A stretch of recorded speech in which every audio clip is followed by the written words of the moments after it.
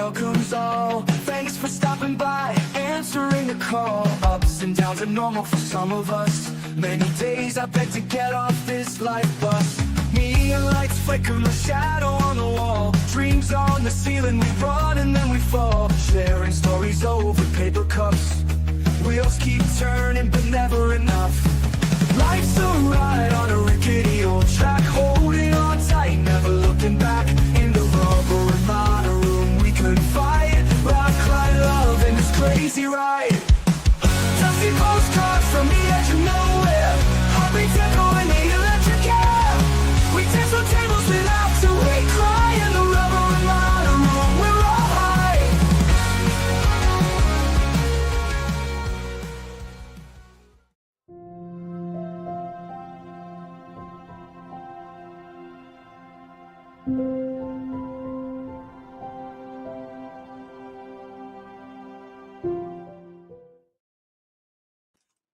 Y'all, I'm fixing to just rip my desk apart.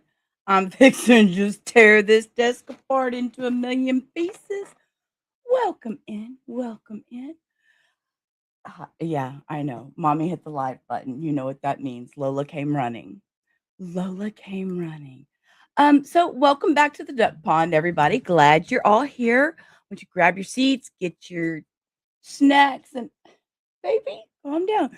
Get your snacks and all that. Let me know where you're dropping in from today. Today, we're going to go into day 2 of the Commonwealth versus Lindsay Clancy. Excuse me. Trial out of Pennsylvania. I said out of Pennsylvania. Out of Plymouth Superior Court. So, but before we go to look at the stream today, I want to give a massive shout out to the community. We did good yesterday. Yesterday was a whole trial and error thing with me going over postpartum psychosis and everything. And I think it was quite a good stream. So I appreciate you all that hung out with us yesterday and the great chat that we had. It was a very interesting day. So anyways, this case is heavy. It's heartbreaking, but we also need to keep it fact focused. There's no victim blaming. We need to be respectful. No wild drama. We can still be our sassy stuff and self, but we have to stay focused and be respectful. That's how we roll on this channel. We have some sass and we do a little craziness, but we do keep it respectful. Anyways, smash that like button if you're here and you're ready to go, and make sure you're subscribed. Let's see where we stood after day 1. So for day 1 refresher, we all know there's no mystery about who caused the physical act. We know it was Lindsay. Everybody knows it was Lindsay. That's not deniable. The defense openly acknowledged that Lindsay took the lives of 5-year-old Cora, 3-year-old Dawson, and 8-month-old Callan before trying to end her own life. We did see those pictures yesterday in the opening where she had cut her throat and her wrist, and she had jumped out the window. We did see the hospital photos. So, what the jury is actually deciding is a massive question regarding mental health accountability. And so, was it a calculated plan, or was it completely out of broken postpartum? So that's what we're going to look at and with this trial and see what they come out. So if you remember, we ended Monday. They ended their testimony with Patrick. Patrick was her husband, and that was a really, really heavy day. Patrick came to the stand. We watched him walk through the family's reality leading up to the January 24th incident. He testified extensively about Lindsay's rotating door of psychiatric meds, how she would just take a few of this, a few of that. She seemed to be med seeking in other terms. Then, that she did have anxiety real bad, and she went into the McLean Hospital for a short stay. So the defense wants the jury to see a mother completely failed by a medical cocktail. The prosecution's using his timeline to argue she masked her intentions perfectly. It was agonizing, double-edged to watch, but the jury's going to be weighing this, not us. We're watching as outsiders. We are here to observe, give our opinions, our thoughts, and kind of roll with the punches here. So day 2, we have our first one will be Patrick will be back on the stand. And as y'all know, we do speed trials, so we will not be having to deal with all the breaks. That's why we don't start until noon. We left with Patrick on Friday. He will be back on the stand starting today. We're also going to hear from first responders, I believe, and I think I seen the lady from the sandwich shop. I think I seen the sandwich shop lady on the stand. I'm not sure. So, anyways, let's get ready for day 2. Are y'all ready? We are going to roll. Hey, Mustang, I see you there. You're in vertical. Come over to horizontal. So let's roll our one little thing before we go. If I can find it, because I can't find anything. Here we go. Get ready for the ride. Buckle up tight. Grab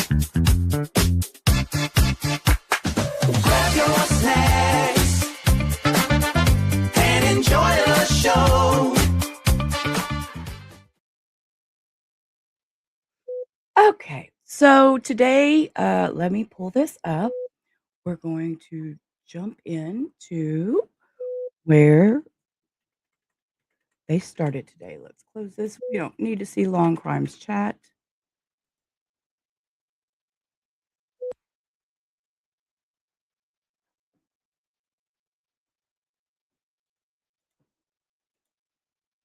Should have had this pulled up to the exact.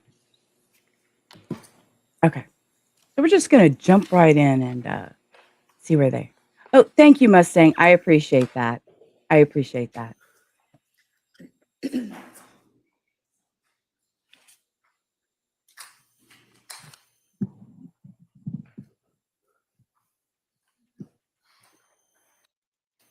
Luxury of starting a few hours later. We can zoom, and we can zoom, cut the breaks, cut the shit, cut the crap, cut the just all that, all the sidebars. We can do that. So thank you. Welcome in. Hey, Southern. Good to see you, love. Let's see. Let's switch up my screen. I like this one better. Hey, Google, turn off the lights.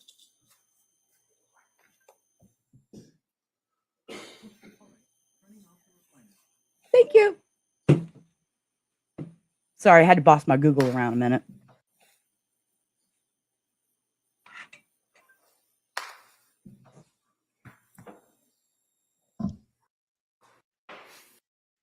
The Honorable William Sullivan, Justice of the Superior Court now sitting in Plymouth within for the Commonwealth. Draw near and give your attendance, you shall be heard.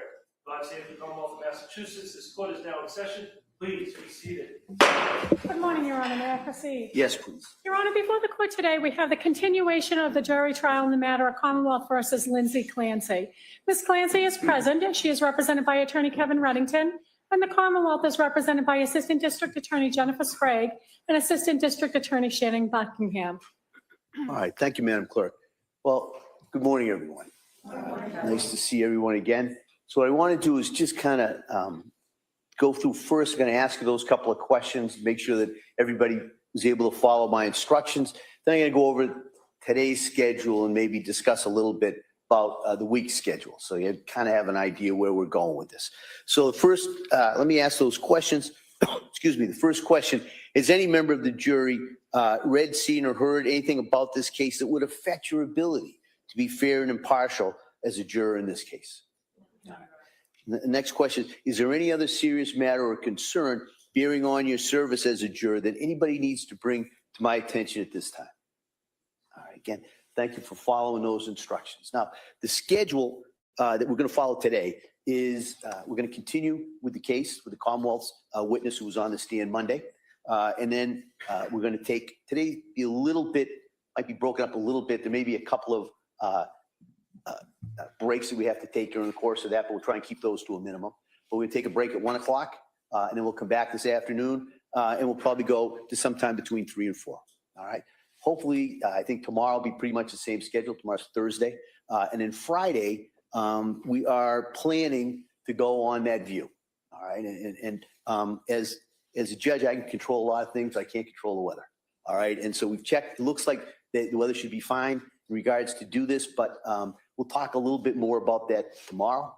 but that's just in case I forget about that. That's what we're going to do. So on Friday, you may want to make sure you have a jacket with your comfortable shoes, but we'll go into that a little bit more. So that's the schedule that we anticipate for the rest of the week. So on Friday, we do the view, we'll come back, usually generally do that in the morning, and then we'll come back, and we'll probably go to, again, probably around 3 or 4 if we can. All right, and then on Friday, I'll discuss with you the next week's schedule and kind of where we are in the timeline of this case. All right, so I'll try and keep you up to date as best I can in regards to the case. But like I said, there may be some unanticipated breaks here and there that we're going to have to take. So with that, we're going to return now to the Commonwealth's case. The Commonwealth had a witness on the stand at that time. I'm going to ask Ms. Sprague if you could recall that witness, please. Thank you, Your Honor. We recall Patrick Clancy.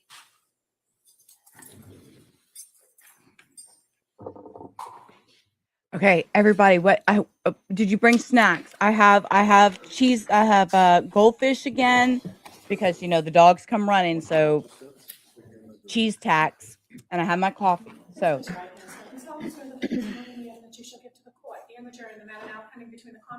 and I've already got dinner cooking on the stove. So you may have to see me jump up and go check the stove every once in a while. Ms. Sprague. Thank you, Your Honor. Good morning. Good morning. So on Monday, I had asked you some questions.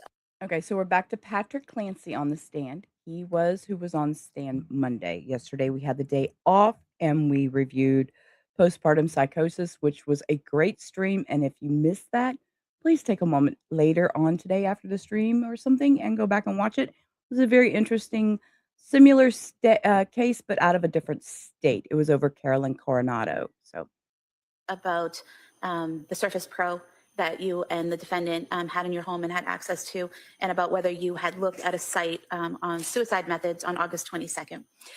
If I could ask you, did you look at a site for suicide methods on August 23rd, 2022? I don't believe so. And I had also asked you on Monday about when you were leaving the home on the night of January 24th, 2023, your observations of Lindsay and the children. Do you recall that? Yes. And you had testified that you observed Dawson on the couch eating, I believe you said chicken nuggets and green beans. Is that correct? Yeah. Do you recall, if you're facing the couch, where he was on the couch? If I were facing the couch, she'd be to the right. To the right, okay. And showing you a photograph of the living room. hand lotion. Bowls on the My couch. hands are so dry from Is that washing a dishes. accurate depiction of how the couch looked that night? Yeah. We could have this photo marked. All right. Any objection? That may be admitted. The sound is fine for me. It's okay for all y'all. I'm not having any problem with sound, so Now, very loud and very clear. as you're getting ready Okay, to Mustang, leave the house, not a to head out problem. to get Thanks, the love. takeout, I'm better did on the Lindsay big say anything to screen. you? According to Nothing Denise. specific that I can recall, other than maybe goodbye. Do you recall something about discussing something about CVS with her? Yeah. And what did Thank you, she Mustang. say about CVS? She wanted me to pick up some stool softener for Cora. And she hadn't mentioned that earlier in the text, correct? Yeah, I don't think so. So as you're leaving, she asked you to make a second or another stop while you're out. Is that correct? Correct. Okay. And in response to that request, did you ask her to do something? I don't remember. I could show you page 77, lines 23 and 24, if you could just read those to yourself. Yeah, I told her to text it to me, which she did. I'm sorry, so that refresh your memory and Yep. asked her to text it to you? Yep. And did she do so? She did. And was that at approximately 5:15 p.m. that she texted PDLX? Sounds correct.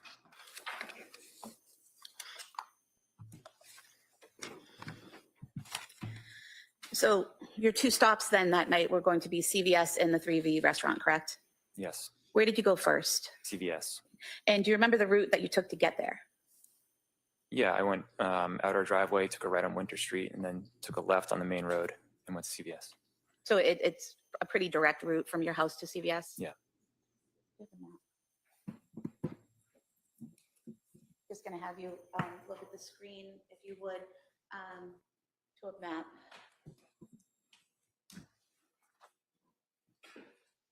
And I could move these where they were. To this red dot here. Is that the approximate location of your home at 47 Summer Street? Yeah. And then looking at this pink dot here next to Big Y, is that where the CVS is located? Yes. And that's the CVS you went to that night? Yes. About how long did it take you to get there? 3 minutes. And when you got to CVS, did you go inside? Yes. And what section did you go to in CVS? I think it was pediatrics. If we could pull up the CVS video.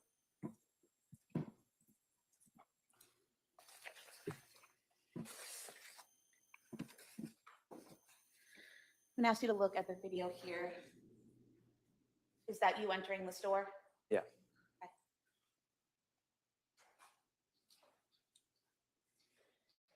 And that section you head to on the right, is that the pediatric medication section? Yeah. Okay.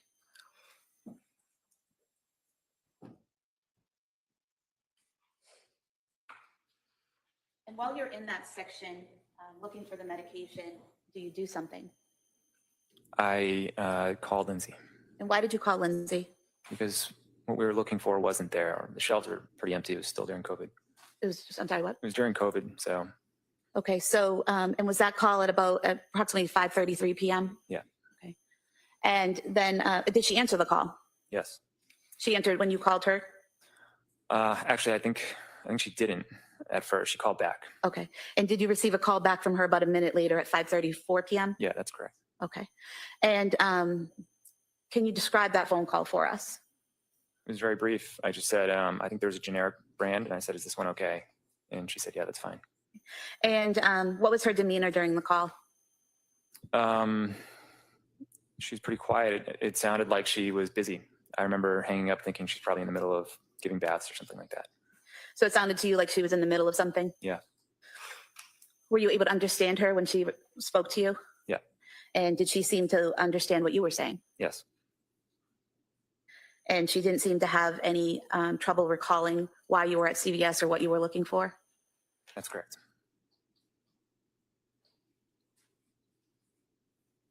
And did you, in fact, purchase some Pedialyte at CVS? Yes. Did you purchase anything else while you were there? Bought a pack of Skittles. Just showing you a receipt here from CVS. Does this appear to be an accurate description? Bought a of what was pack of purchased? Skittles. Yeah. We have the CVS, My lemon cake. this next exhibit, please. Right. That may be admitted. 26. And then if we could have the original CVS video. I'm kind of gathering that too, Southern. And the CVS timeline, a condensed version like this, the following. 27 and 28.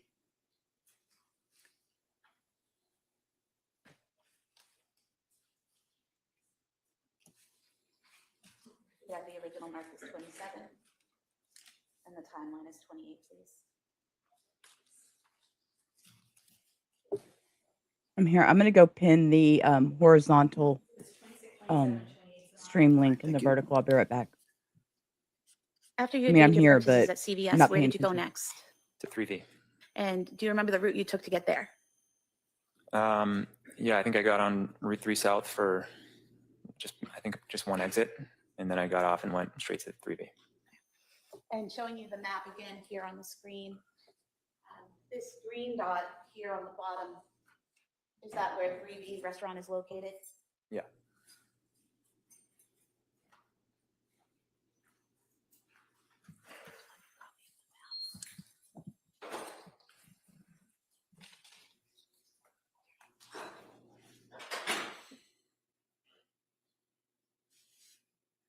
Your Honor, I'm going to submit a copy, a digital copy of the map. We have it on the computer. I can make a hard copy. That may be admitted. We can use empty cases of marker. Is it 29? All right, thank you.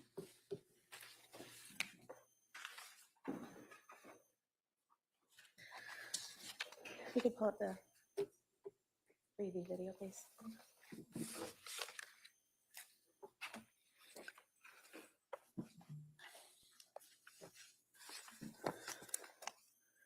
Now, sir, how long approximately did it take you to get from CVS to 3V? Probably around 10 minutes. And when you got to the 3V restaurant, did you go inside? Yeah. I'm just going to ask you to watch the video on the screen.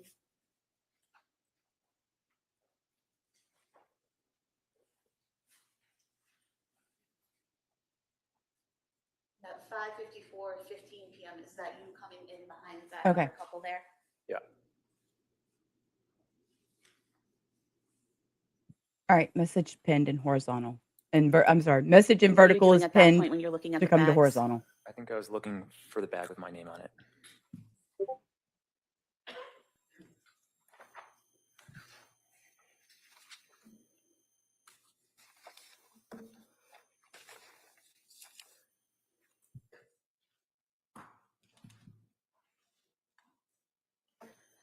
Do you recall what you're doing on your phone at that time? I don't. It could be work related. It could be anything. And the order that was listed under your name and phone number, correct? This is him right here, I picking think it up Lindsay at the ordered it. register. Right, but do you recall whose name it was under when you picked it up? I don't recall specifically, but it could have been mine. Show you a receipt here from 3V Restaurant for Mediterranean Powerball and scallop and pork belly risotto. You could just look at the name and the number on the receipt. Yeah, that's my name and my number. So that's your phone number? Yeah. Okay. So although the defendant called in the order, your name and phone number were given and were given accurately, is that correct? Correct. If we could have the 3V video marked as the next exhibit. That may be admitted.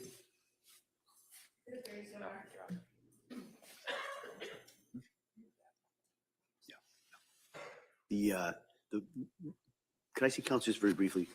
What, baby girl? Okay, with that, we get to zoom while he sees them counselors briefly because we don't have to listen to it. The luxury of starting late. What, baby girl? Order Okay, there's a good girl. subject to the court's There's a order good that may be admitted. Okay, come see. Sir, after picking up the order at 3V, where did you go next? Home. She wants. And do you recall the route you took home? Probably the same route. Up, Lola. One exit on the highway, and then went home. Do you recall approximately how long it took you to get home? I would guess 10 to 12 minutes.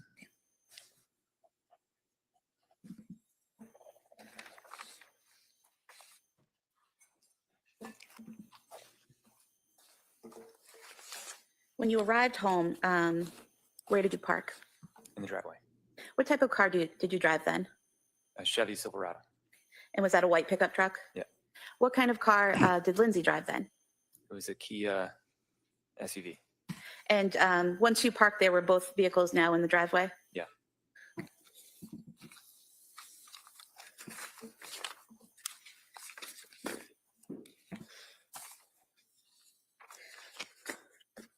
I'm going to show you a series of photographs of the exterior of your home. You could just look through them and tell me if they accurately reflect how your home looked on January 24th, 2023. I'm curious as to how we're going to do this field trip Friday. I'm very interested. I'm very interested in finding out how we're doing a field trip Friday. Makes me want to jump up. Field trip, field trip, field trip. Yeah. I don't get out of the house often enough. Not that I want to go see a murder scene, but you know, it's a field trip. Hello. They may be admitted.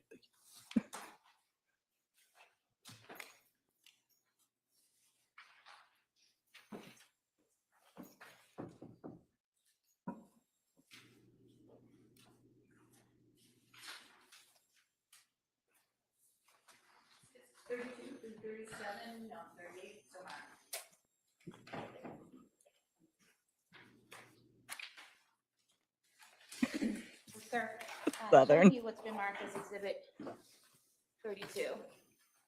Is this the front of your house with the main door? Yes. And then showing you what's been marked as Exhibit 33.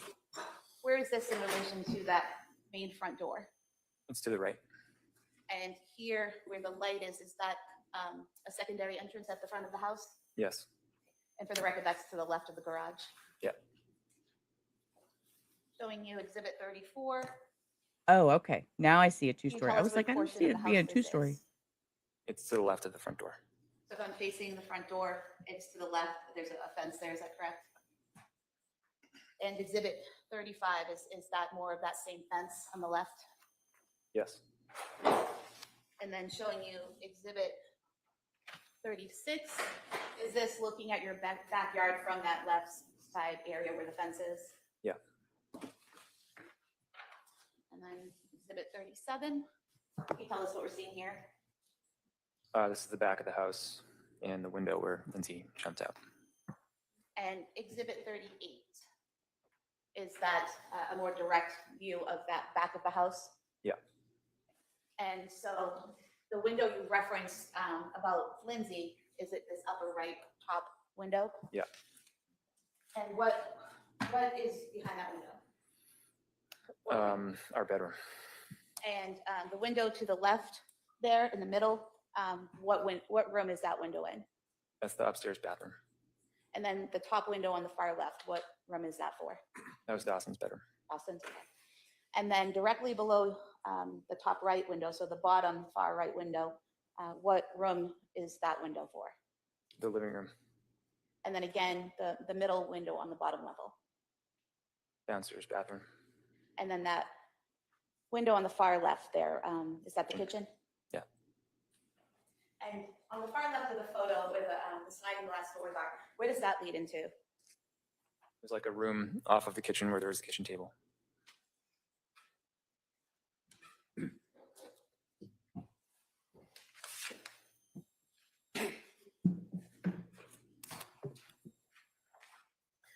When you got home and you parked your truck, how did you get into the home? I went in through that side door. The door that was to the left of the garage? Yeah. And what did you do once you got inside the home? I started taking my boots off. And did you have some bags with you from CVS and 3V? Yeah. Where did you place those? On the kitchen island. Show you a couple photos of that area where you came in. Just tell us if it accurately represents how they looked, that area looked on January 24th, please. Yeah, that's accurate. You have these two photos marked with the next movie, please. It may be a minute.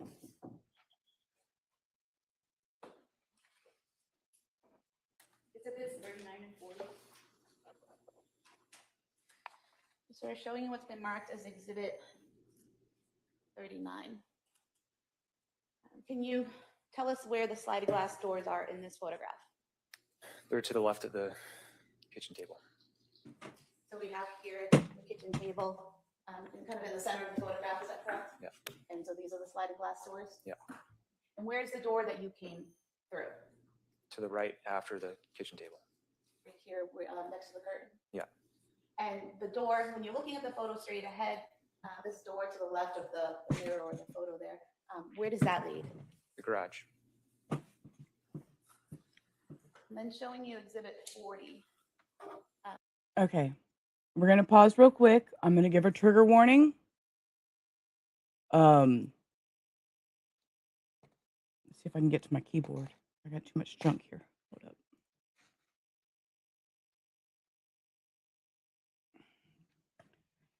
Use your eyeballs, Sheila. Use your eyeballs. You don't even want to let me type.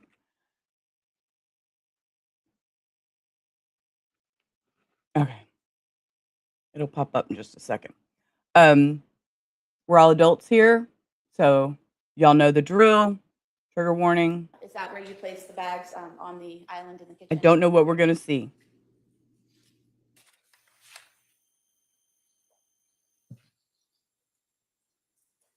When you came into the house and you were taking off your boots and putting things down, was there anything you noticed? Yeah, the house is really quiet.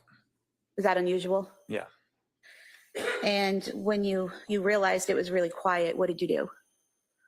I called out And who did you call out to? everyone. Did anyone answer? No. After you called out and no one answered, what did you do next?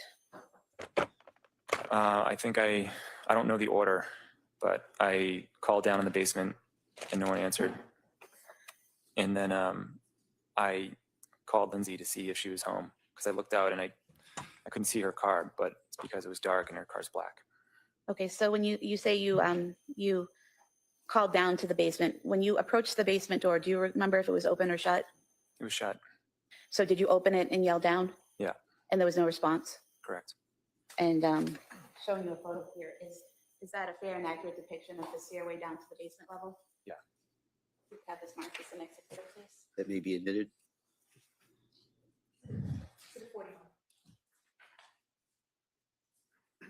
you recall? You know, total squirrel. Hold on a minute. I wonder, do y'all remember the field trip for the Murdaugh trial?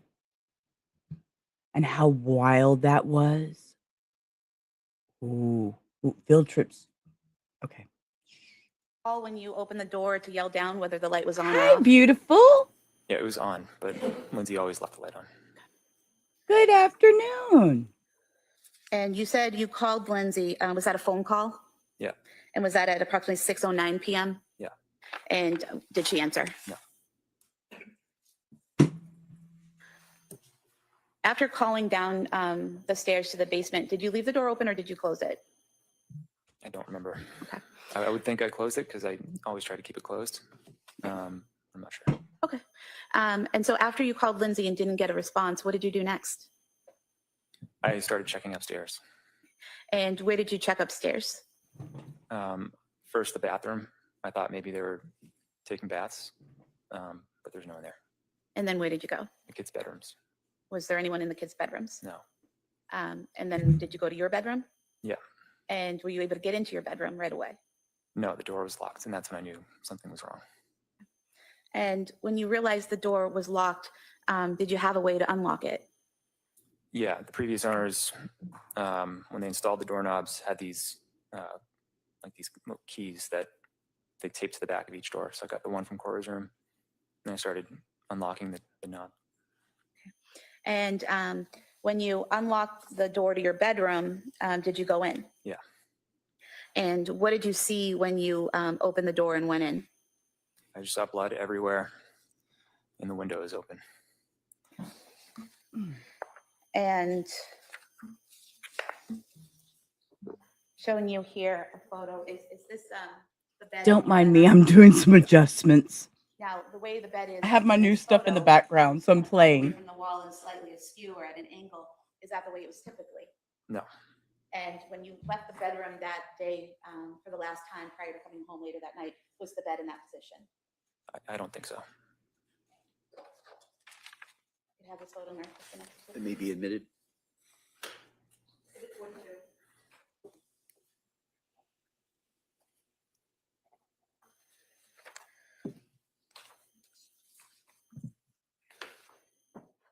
And you said you saw the window, is that correct? Yeah. Was it open? Yeah, there was wind blowing in. Showing you a photo here. Is that a fair and accurate depiction of how the window looked? Yeah. Mark this the next exhibit, please. That may be admitted. Thank you, Cindy. I'm just trying to do something a little different. Did you walk into the room and over to the window? No. How far into the room did you get? Probably 1 or 2 steps, and then I immediately turned around and went outside. You know, And this has to be the blood that traumatizing for this man to saw, talk where about was that this. located in the room? It was everywhere. It was, it looked like it was sprayed almost with like a hose. And there was a huge puddle in the middle of the room, and it was sprayed all over pretty much every surface. I remember it was on the doorknob. Okay.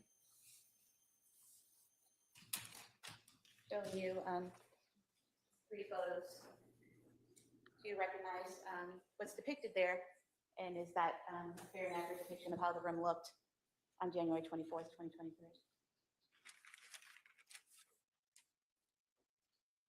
Yeah.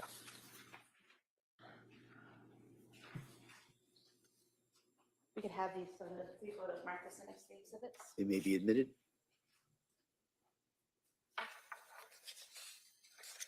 You know, we talk a lot about mental health and stuff here on this channel, and you can just physically see his demeanor just changed. She showed him those I'm not going to do a lot of pausing. She showed him those pictures, and it just took the breath out of him. It almost drained him. This poor man. Hey, Teresa. Good afternoon, love. I hope everything's going good for you today. That was just very heart-wrenching for me to see because that just drained him. So showing you what's been marked exhibit 44. Is this the entrance to the room, looking into the room? Yeah. And then exhibit 45, is this mirror to the right of that bureau we were just looking at? Yep. And this area right here, is this the blood you were referring to? Yeah, that's some of the blood. And then in exhibit 46, is that getting closer to the window? Yeah. And is that more of the blood that you were talking about? Yeah.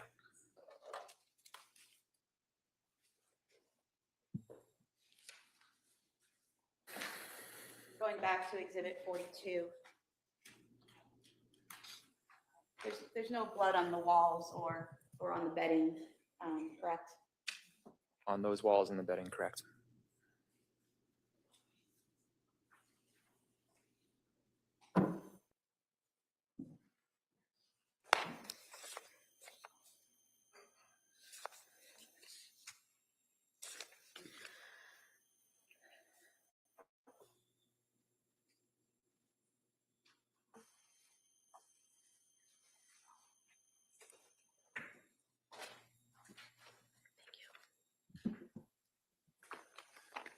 Sir, were you aware that the defendant's phone was found on the bed in the bedroom that night?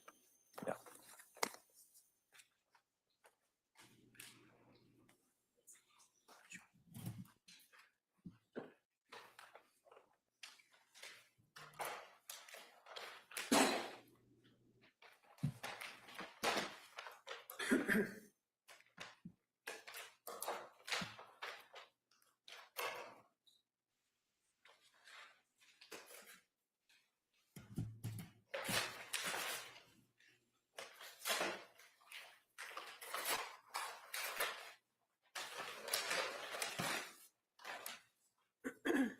They're showing you this phone with this light brown case. Do you recognize this? Yes, Whose phone is it?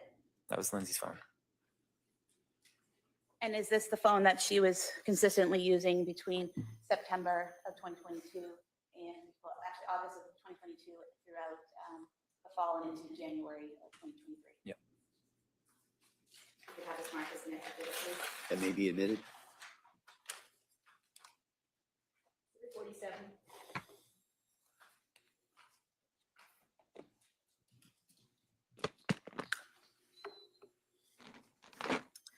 Sir, after making those observations in the bedroom, what did you do next?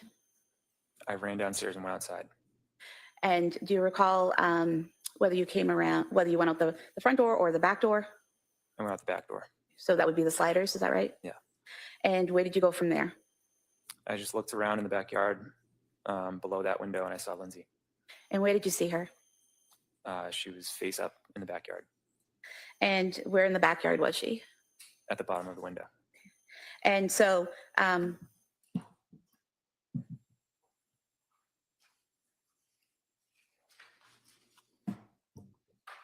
at exhibit 38, you said this was the window, correct? The top right? Correct. Where was she in relation to that window? Directly below it. So down here by the window well? Yeah. For the record, I was pointing straight below the bottom right window by the window well. I'll show you a photo of that window you were referring to. Is this the exterior view of that window to your bedroom that night? Yeah. We could have this marked as the next exhibit, please. That may be admitted. Exhibit 48.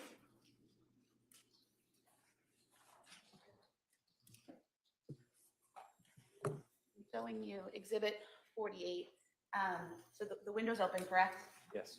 And the screen for the window is up, correct? Yeah. At any point in time that night or afterwards, did you notice that the screen was cut or broken in any way? I didn't notice that, no.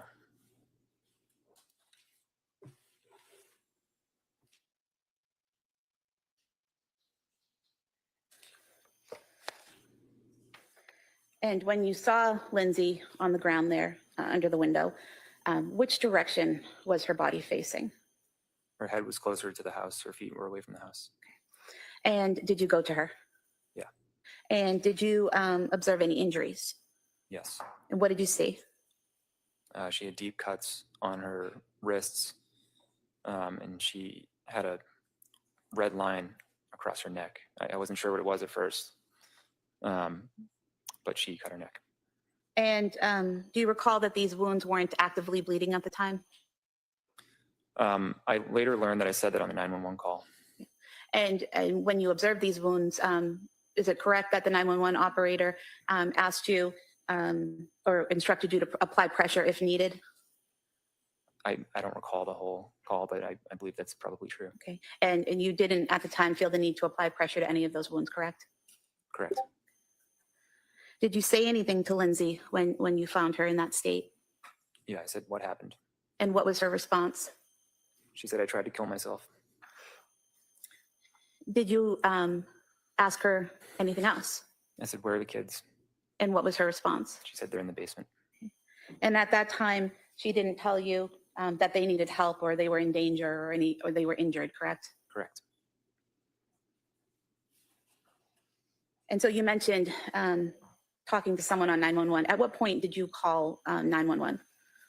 I don't know the exact time, but it took a few minutes because my phone was switching between Wi-Fi and 911. So I almost just started calling out for the neighbors, but eventually it went through. Okay. So you had some difficulty connecting, but eventually you connected to the 911 operator? Yeah. Okay. And did you stay on the phone with them while they were sending people to respond? Yeah.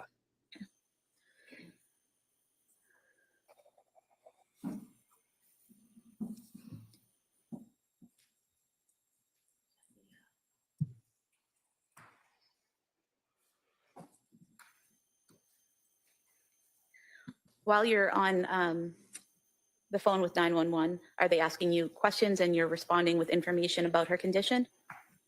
Yeah. And if you could just look at the screen here, is this the model of the first floor of your home? Yes. And so we have here the sliding glass doors. Where would the basement door be in this model? Directly below the stairs.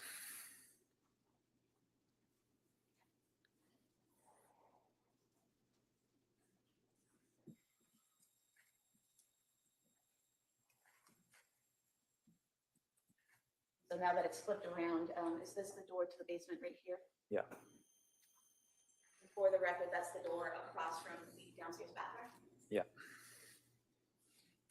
And then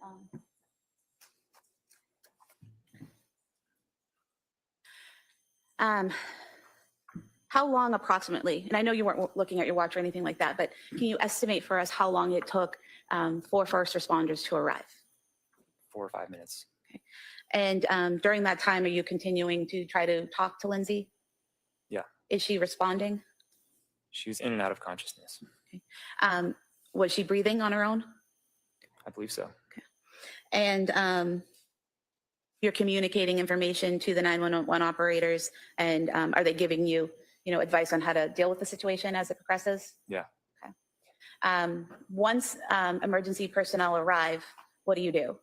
I immediately got up and ran to the basement. Okay. And do you still have the phone on you? You're still on the 911 call? Yeah, I didn't realize it at the time, but I did. Okay.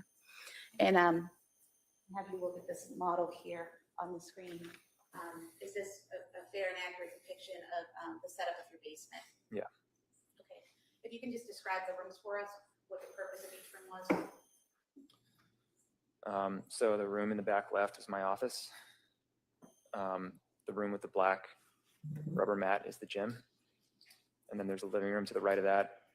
And then the back right is just an area of the living room. And then there's a bathroom next to that. So when you come down those stairs that night, which direction did you go?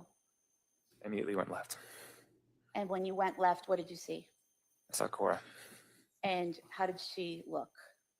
She had a band around her neck. And was that an exercise band? Yeah. And do you recall whether she was, what position she was in, whether face up or face down? She's face down. And when you saw her in that condition, what did you do? I immediately ran over and tried to take the band off. Were you able to get the band off? Yeah. And do you recall how you got the band off? I think I untied it. And when you say untied it, was it in a knot that you had to, put everything down and unknot it, or how was it tied? I'm not sure I fully remember.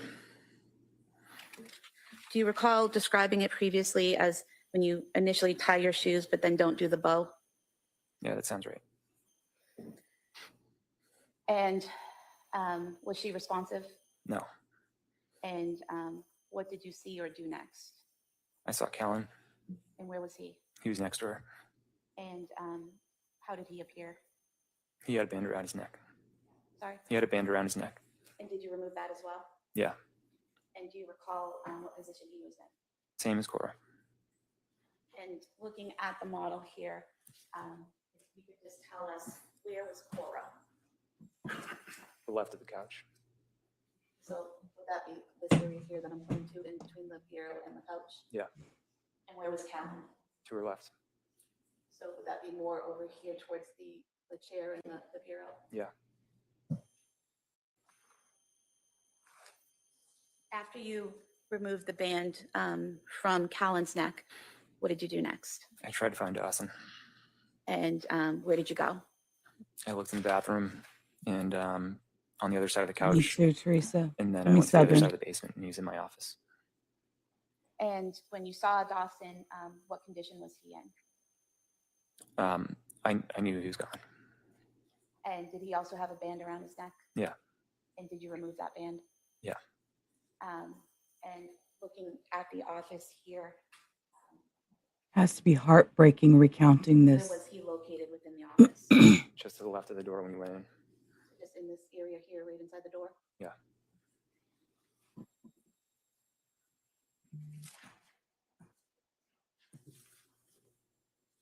We may approach briefly. Yeah, please. Okay. Zoom, zoom.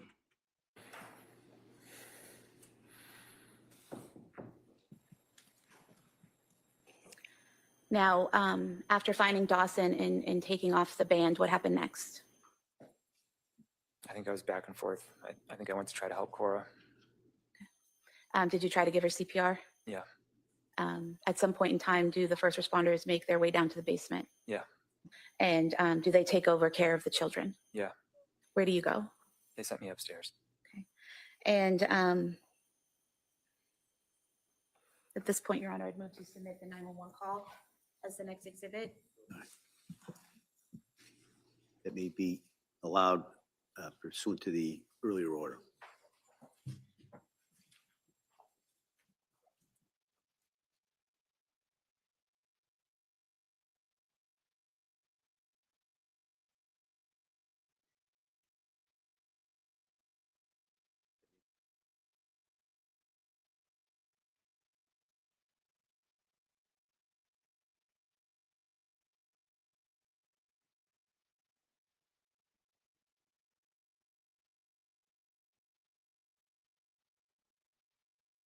Cora, Dawson, and Callan removed from the home and taken to a hospital.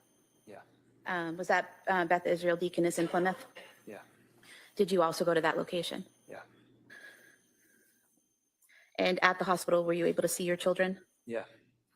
And was Callan then transported to Children's Hospital? Yeah.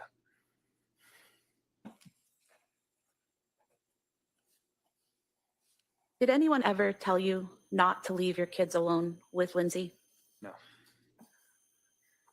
In January of 2023, did Lindsay ever tell you that she wanted to harm your children? No. Did she ever tell you she was going to kill your children? No. Did you receive a few days after this happened, did you receive a phone call from the defendant while she was at Brigham and Women's Hospital? I think it was like a week or so after, yeah. And what did the defendant say at that time about what had happened with the children? She didn't talk about our kids. She talked about what she went through. And what did she say about what she went through?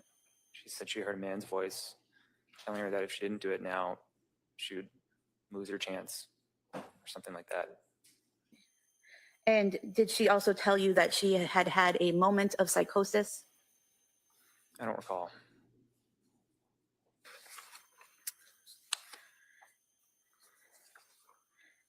Did she mention the children at all during that call? I don't think so. I mean, not directly. Had she ever mentioned psychosis to you before? He said not directly. No, I didn't Wait. know what psychosis was until after this happened. Did she ever She's- tell you she was hearing a man's voice before?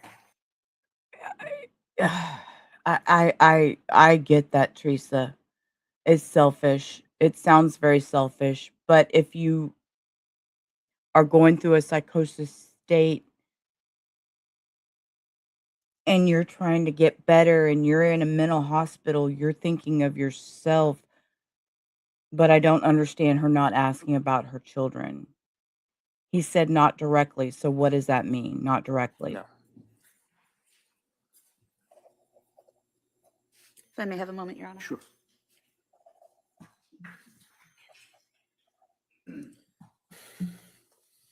I mean, she may have said, we don't know what she said. It could I have have been, no further questions for this witness. it could have I just been, have I exhibits. know what I Sounds good. So you just did, briefly but said this about it. is why, da da da da da. I heard voices. Was having this feeling, that feeling, blah, blah, blah. Not necessarily, how are my children? She knows her children are gone, you know? I mean, I'm not trying to justify what she did. By any means am I justifying what she did.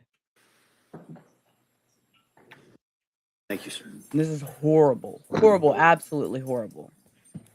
But postpartum psychosis is a real thing. And I don't know what the answer is other than providing more help All right. Come and on. making it Your Honor, more, at this point, I would move to making it more, having more awareness available for it. So that's just my thing. submit some evidence first.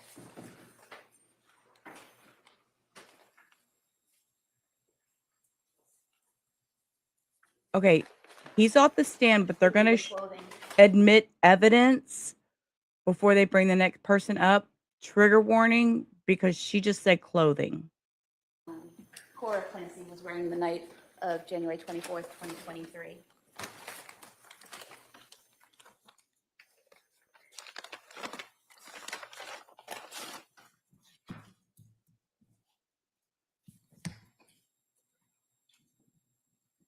First, the pajama pants.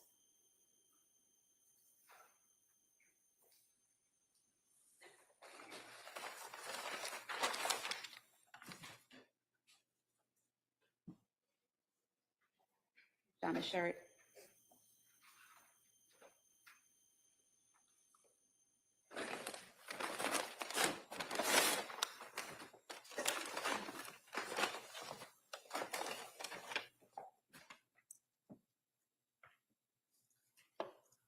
And then the pink robe.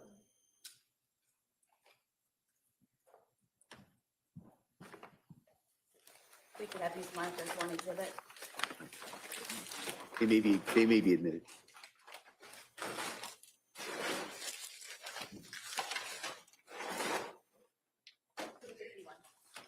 Thank you. Wait. Okay, stop. I need to make sure I saw what I saw. I did. Okay. I want y'all to make y'all.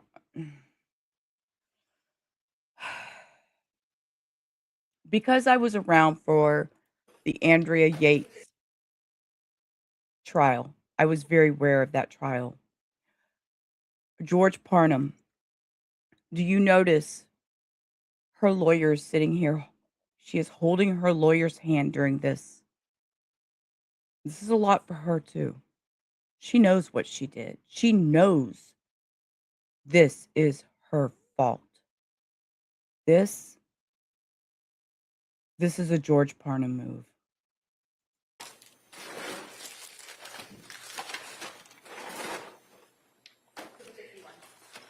Thank you. And then Dawson's clothing.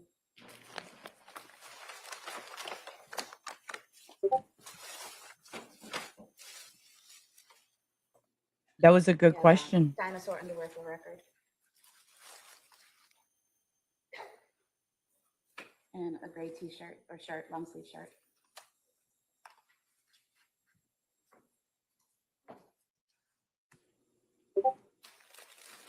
Have this as the next exhibit, please. That may be admitted.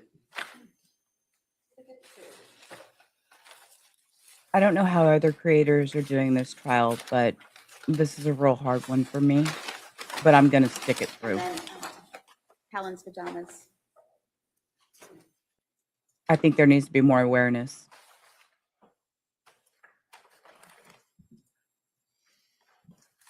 As the next exhibit, please. That may be admitted.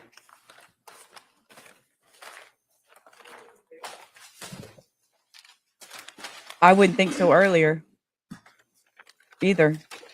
But see, they're not sealed all the way. Did you see how she just popped that one? Yellow And they exercise may have band already found cut in it like Dawson. once they brought it all to court.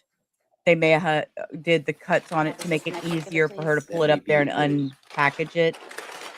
I've seen them do that in a trial before where they already right before went ahead and unsealed everything to make it easier to unpackage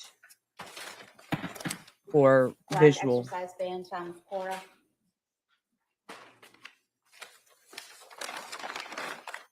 Yeah, this is the next exhibit, please. That may,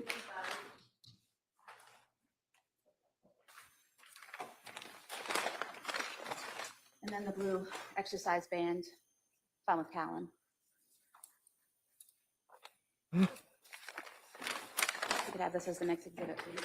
that may be admitted.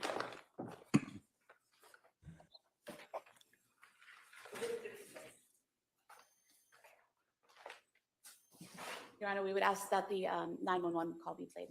All right. Oh, Members of the jury, okay. We're fixing to listen to the 911 call. This was something debated about whether it was going to come in or not. So it's in. I just kind of wanted to give you, all right. Sometimes in a trial, evidence that is introduced that produces in jurors an emotional response. For example, it's understandable to feel sympathy and empathy when you hear or see certain evidence.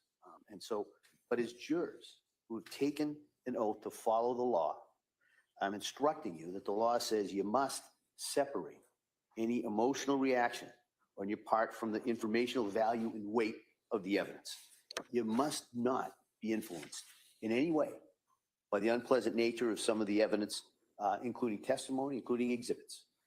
And so you must find the facts, in this case, based only on the evidence. And so you can't find facts or base your decision on sympathy, anger, passion, or prejudice, or pity for or against either side.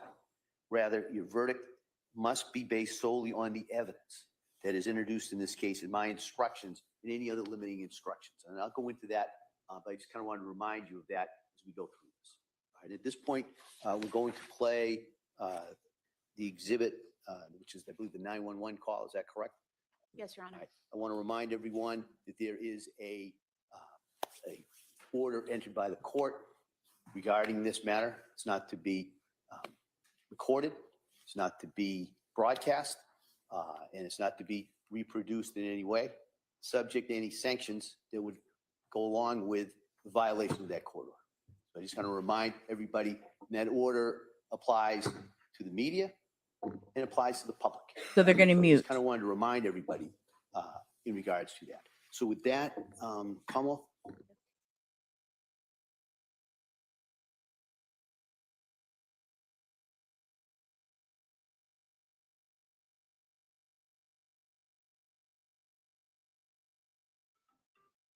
Okay, so they muted it, so we will not be hearing it. Okay. I don't know if I like that or not, but I respect it. Yeah, that's a different. I know there was a big motion ahead of court in some of the preliminary hearings. But look, she can't even hardly breathe.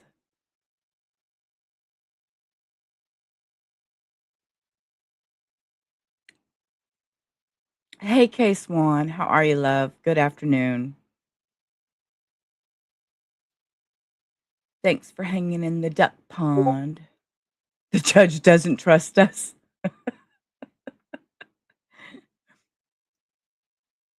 Damn it, he doesn't trust us. Southern, I won't disseminate it anywhere but on my channel. That's horrible. That's horrible. I shouldn't have said that. I feel like I'm in the dark. Okay, we're gonna fast forward a little bit because we're just sitting here I forgot we can fast forward. We're just sitting here watching her reactions, which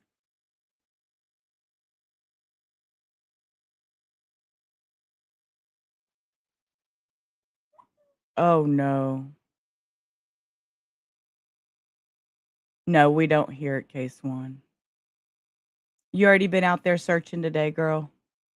Look, she's so emotional.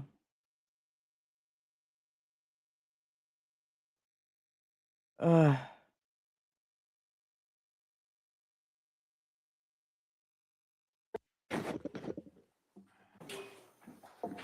Jurors, close your notebooks, place them on the chairs. Okay, they dismissed after that. Follow me, please. They took a break, which was probably for the better.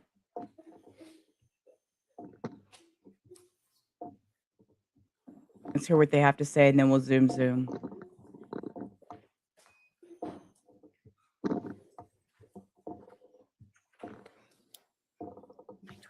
Cindy.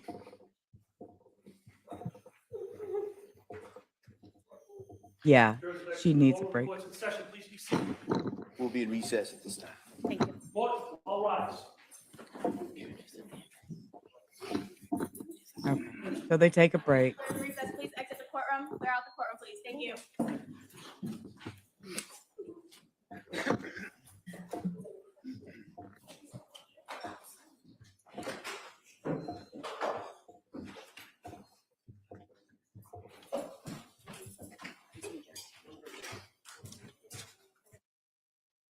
Your Honor, for the purpose of the record, we return back to the trial of Commonwealth versus Lindsay Clancy. All parties are present, including the Okay. defendant and the 18. Zoom through that. To the juries, thank you for your patience with us. With that, Commonwealth, we would call your next witness, please. Thank you, Your Honor. Commonwealth calls Angela Kraus. Angela Kraus.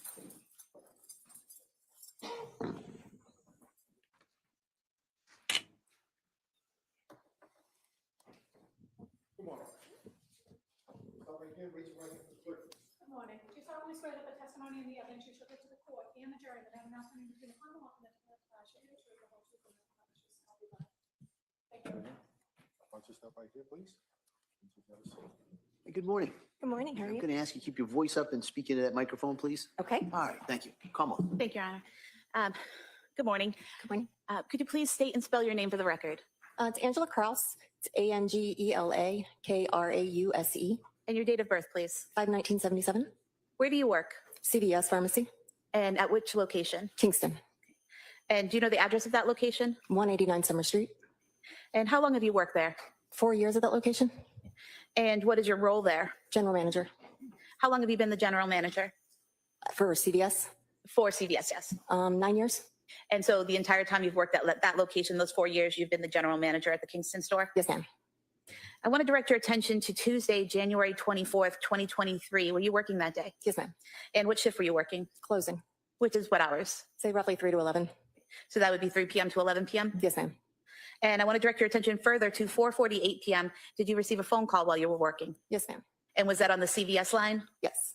And do you know that number? No. And where were you when you received that call? I was in the office. And what were you doing? Preparing to do cash for the night. And what does that entail? Closing out the registers. And the call that you received, was that from a male or a female? Female. And what, if anything, did she say? She was inquiring if I carried a product in stock. And what product was that? It was like a constipation medicine. Was it Miralax? Yes. And did she specifically ask for something to do with children's Miralax? Well, I asked for clarification because depending on if she wanted children's or adults, it would be in a different part of the store. And when you asked for clarification, was she able to provide clarification? Yes. She And what- said it was for children's. And what was your response? It's located in 2 different places in the store. And did you give her any specific brand names or anything like that? I just said that we carried Pedialax, and that was 13 and 20. And approximately how long was this conversation? A few minutes. During that conversation, did you have any difficulty understanding the woman? No, ma'am. Did she appear to have any difficulty understanding you or the questions that you were asking her? No, ma'am. And did her voice, did it seem slurred or impaired in any way? Not at all. It's a very normal interaction. I was just going to ask, was there anything out of the ordinary about the conversation? No. Later that evening, did the police come to the store? Yes. And did they request that you pull some surveillance footage for them? Yes. And did you do that? Yes. And if I could just have Exhibit 28, the footage up for a moment.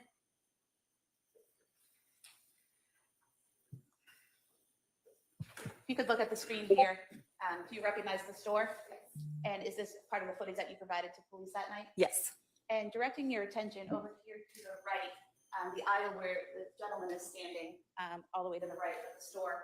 Are you familiar with what was in that aisle in January of 2023? Yeah, that's our children's aisle. So that would have things like children's Pedialax? Yes, ma'am. Did you have any interaction with that gentleman while he was in the store? No, ma'am.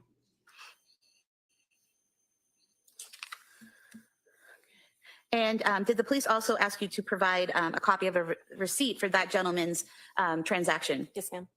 I'm just showing you Exhibit 26. Is this the receipt that you provided to the police? Yes, ma'am. And on here, it says Skittles Wildberry, Rebecca Skittles. Yes. It also says FLT, PDLX, LQD, GLY for the second item. What does that stand for in CVS? It's Fleet brand, but then it's going to be Pedialax and then a glycerin suppository. Okay, so the FLT is for Fleet? Yes. And the PDLX is for PDLX? Yes, ma'am.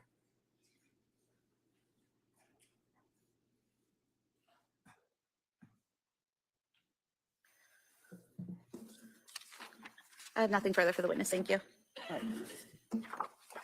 Mr. Reddington. I have no questions. Thank you, ma'am. All right, thank you. Me sit down. Thank you. Please.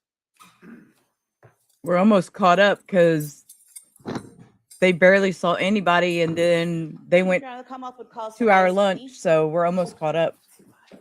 See, with our delay, look how fast. See, and we didn't have to watch all those breaks. I didn't have to fill in the blanks with fluffer stuff. We just zoom through it. It's the best. I prefer it that way. I see no reason to sit here and try to find things when this is the concentration, is this trial, and That doesn't make a difference to me. Good morning, ma'am. You stop right here, raise your right hand for the clerk, please. Please raise your right hand. Do you solemnly swear that the testimony and the evidence you shall give to the court and the jury, no matter what coming between the Commonwealth and the attorney shall be the truth, the whole truth, and nothing but the truth, so help you God? Yes. Thank Wait, you. please.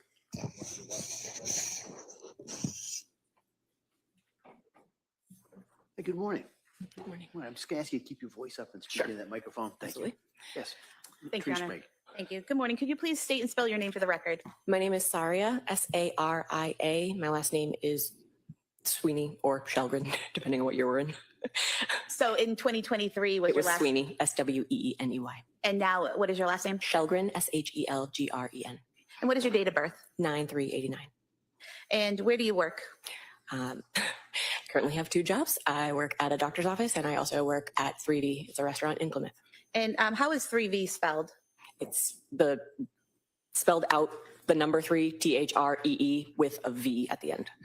And how long have you worked at 3V restaurant? Since 2019 And where is it located? in Cordage Park in Plymouth. And in 2023, in January of 2023, What was your role at 3V Restaurant? I was a hostess then. And directing your attention further to Tuesday, January 24th, 2023, were you working that night? Yes, I was. And what shift were you working? I work an evening shift. Usually I would arrive between 4:45 and 5 o'clock, And when would your shift end? typically between 8 and 9 o'clock. And what was your role as a hostess?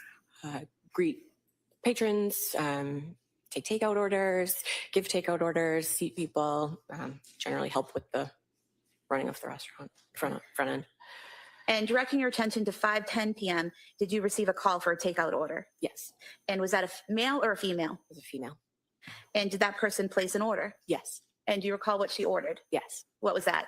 It was a order of risotto and a Mediterranean power bowl. And the Power Bowl, is that considered a type of salad at 3V? Yes, Did you ask any follow-up questions about the order of the salad? yes. What did you ask? We ask if it doesn't automatically come with protein. It's something that we always ask, do you want to add a protein? Does the Mediterranean Power Bowl automatically come with protein? No, it does not. So did you ask the woman if she wanted protein? Yes. And what was her response? No, thank you. And did she also give you the name and phone number of the person who would be picking up the order? Yes. And is that something that you enter into the system as you're entering the order? Yes. Do you have any trouble understanding the woman? No. Did she appear to have any trouble understanding you or the questions you were asking her? No. Did her voice sound slurred or impaired in any way? No. Was there anything out of the ordinary about this interaction? No. Directing your attention to 5:54 p.m., was the order picked up? Yes. And was it picked up by a male or a female? A male. If we could pull up Exhibit 30 footage. Girl, case one, could you imagine? And Okay. you depicted, Look, let me just squirrel for a moment. Hold on. We have to do it. Just real quick. Y'all know, just real quick. Hold up.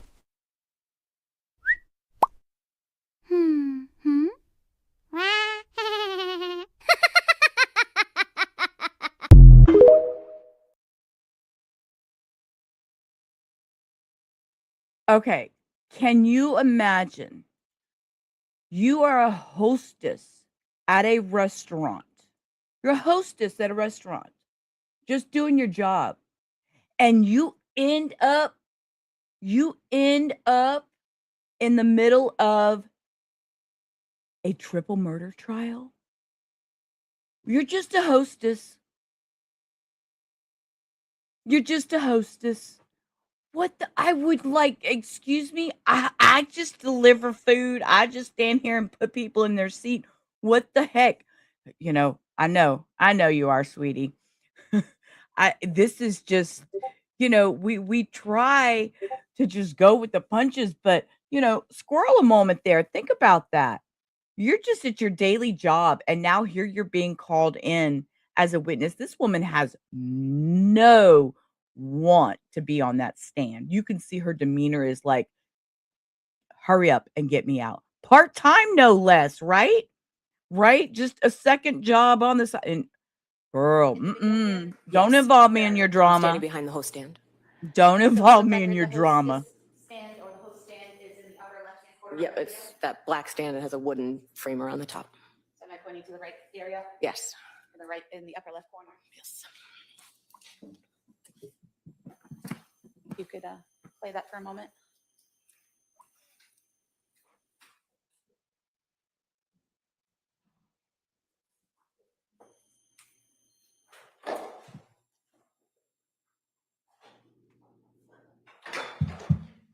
And if you could pause it, please.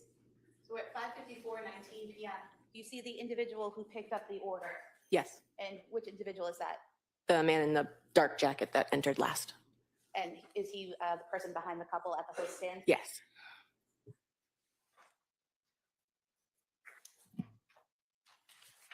And showing you what's been marked as Exhibit 31. Do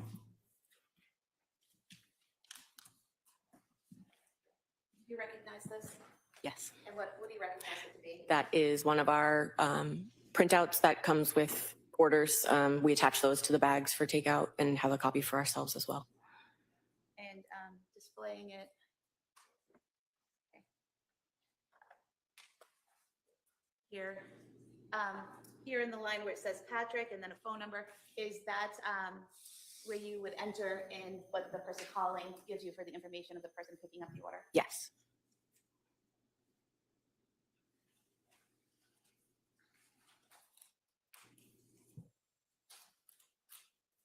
Was there anything out of the ordinary about your interaction with that gentleman? No. I have no further questions. Attorney Reddington. All right, thank you, ma'am. You step down. Thank you.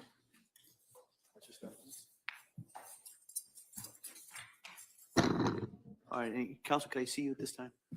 Thanks again.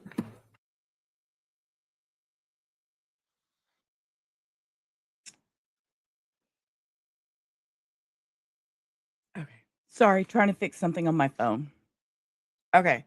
So, zoom, there's nobody. They take a 5-hour lunch and we're up to real time and they're still not back.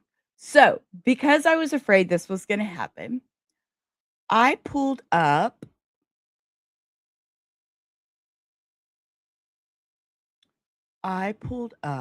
we're going to watch this for a moment instead. This is from Soft White Underbelly. This is postpartum psychosis victim and husband Gabby and Sam. All right, Gabby and Sam. We're going to watch this for a few minutes until court returns. You're going to jump in the shower. Don't jump, Teresa. Carefully climb. Okay. Yeah, since we're on a break. See, now I know why K-Swan came to my channel. Look. Gabby and Look, I know what you did, K-Swan, okay? You got caught up wherever you were, and you were bored, and you came looking for some fun and knew that I would provide. Okay, I get it. I adore you, girl. I see you. Okay, we're going to watch this couple for a few minutes and until court gets back. I got it playing in the background. Oh, well, look. Well, damn. Look, we didn't even have to watch that couple. We'll save it for the next break. They're coming back in. Looky there. See, case one. I got your number, girl. I got your number. But I did see y'all. I was prepared. High five for the Sheila. I was prepared. You're busted. You're busted. See, tell me I don't know you and some of your watching habits. Girl, do you realize we've been around each other for over a year and a half? You were one of my first mods. Do you know I've been streaming since January 1st, 2025? It was my first live stream, January 1st. Yes, Soft White Underbelly has some very, very good things, Cindy. And that was one that I found and I was like, oh, this would be a great one to watch on an in-between for breaks and stuff like that. I know you. I know, right, K-Swan? Who would have thought? And Cindy, too, she's been here day one. I have some of the best mods. I do. Y'all always here. You always show up. And some of the best subs. Teresa's always here. Yeah, we've been through a minute. We've been through some puppies. We've been through our own depression time. We've been through trying to figure out what we were going to do next for the stream. I'm going to take this moment while they're getting set back up to take my comfort break. So my ears are on. All right, counsel. Volume is up. Yeah. And They put him back on the stand. all rise. Jurors entering. They put him back on the stand. Wait. Did I not just see that?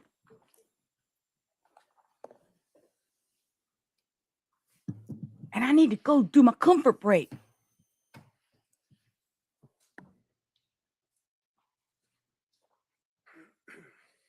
Okay, I'm going to mute here, but I can hear it. I'm going to turn my thing up. I'm going to be back. This court's now in session. Please be seated. Your Honor, for the purpose of the record, we return back to the trial of Commonwealth versus Lindsay Clancy. All parties are present, including the defendant and including the 18 jurors. All right. Well, members of the jury, thank you for your patience with us. What we're now going to do at this point is we're going to return to the evidence. We have witness Patrick Clancy, who testified earlier, is now being recalled, as I said, for the purpose of cross-examination. Okay. Okay, Counsel? it's his cross. Okay, I'm running very quickly, and I promise to wash my hands. I'll be right back. Afternoon, Mr. Clancy. You and I have certainly met before, correct? Correct. Would you agree with me that I went with you and your brothers, maybe some other people, into your home very shortly after the state police finished with searching and removing what they felt was evidence from the home? Yes. And you recall that went into different rooms and looked at different things, and I think I took some photographs and things of that nature. You remember that? Yeah.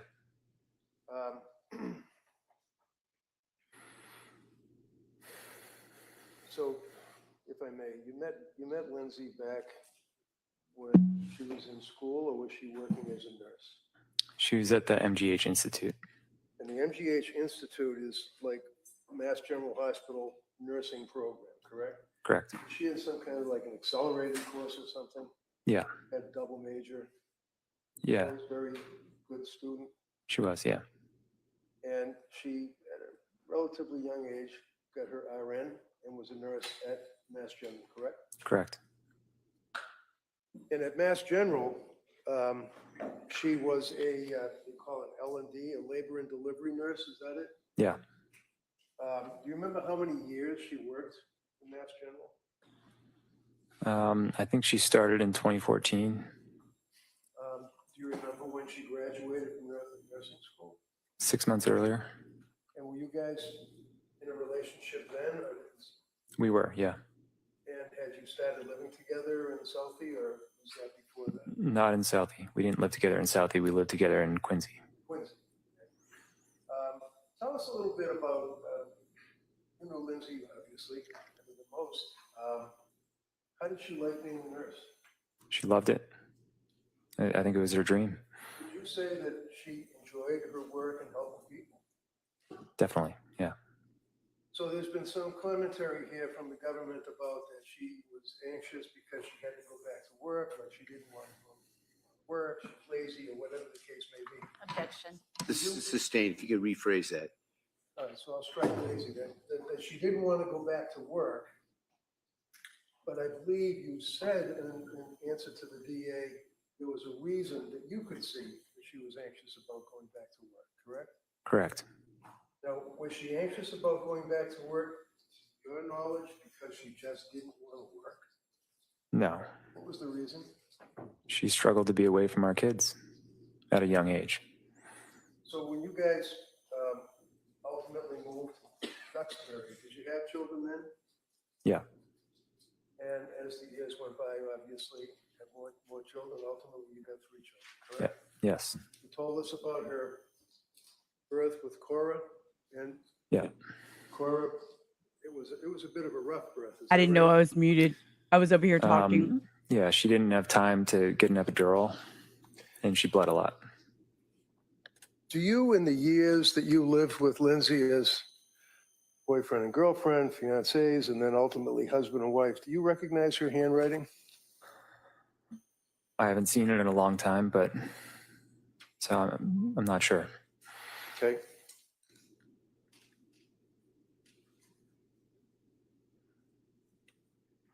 While counsel's looking at that, is it your understanding, would she take notes or lists and Yeah, for work and home and things of that nature? you would, yeah.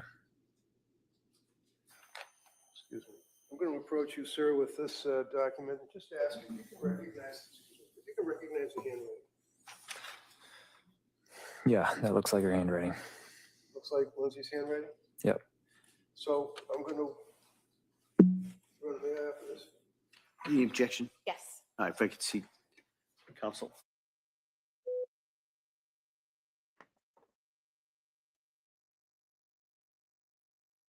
Oh, we're caught up. I can't do that. Oh.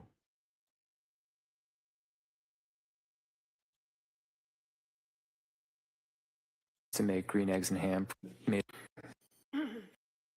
It was. Why did it skip forward that fast? Damn it. Okay. Sorry.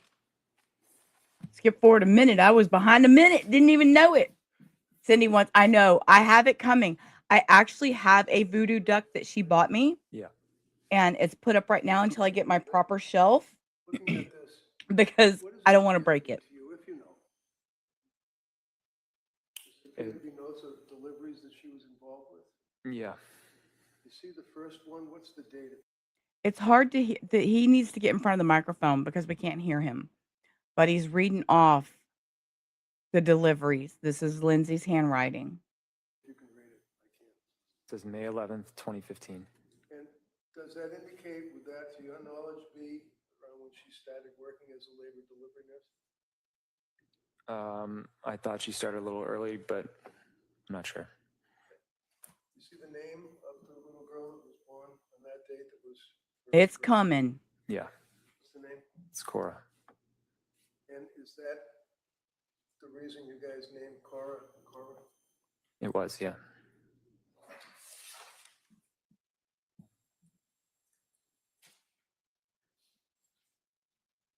Can you tell the jurors, as a husband living with Lindsay over the years, what kind of a mother was she? She was very dedicated. She did everything. She started reading them books at 3 months. And she made up songs for them. I remember she used to make green eggs and ham for Cora because she liked that book. Is that one of the Dr. Seuss books? Yeah. She brought them to music classes. You're quite the musician yourself, isn't that right? I play a few instruments, yeah. You play guitar. Yep. In your home, one of the things that appears to be striking is that almost every room, other than maybe a bed, well, actually a bedroom, but was dedicated to children. Would you agree with that? Yeah. Like you didn't have a fancy dining room, right? We did not, no. What did you have in the dining room? We had the table that I grew up with. How about stuff on the wall in the different rooms? Did she put things, wall hangings on the walls for the kids? There was a lot of art projects, stickers, things like that. And would they be hanging from the wall? Yeah.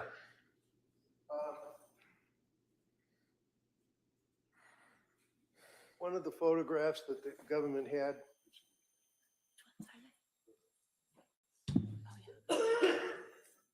was photograph that, excuse me, you can identify. Oh, he needs to get in front of the microphone, sir. Somebody hand him a mic. An accurate depiction of one of your rooms. Yeah. And what room would that be? That's the playroom. Right off of this room? Any objection? No. All right, that may be admitted.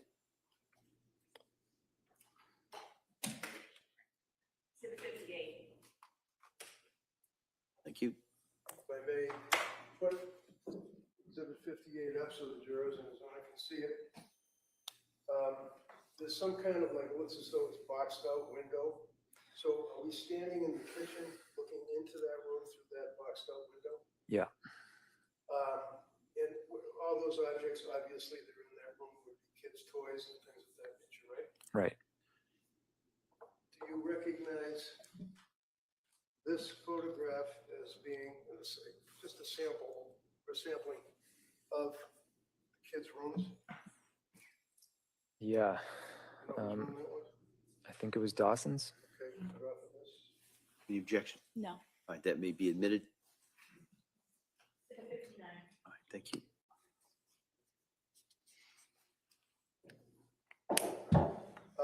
This one here has a bunch of stickers. It's got Bruce Lightyear or whatever his name is over to the right. It's got alphabet, A, B, C, D, things. I can boost the volume.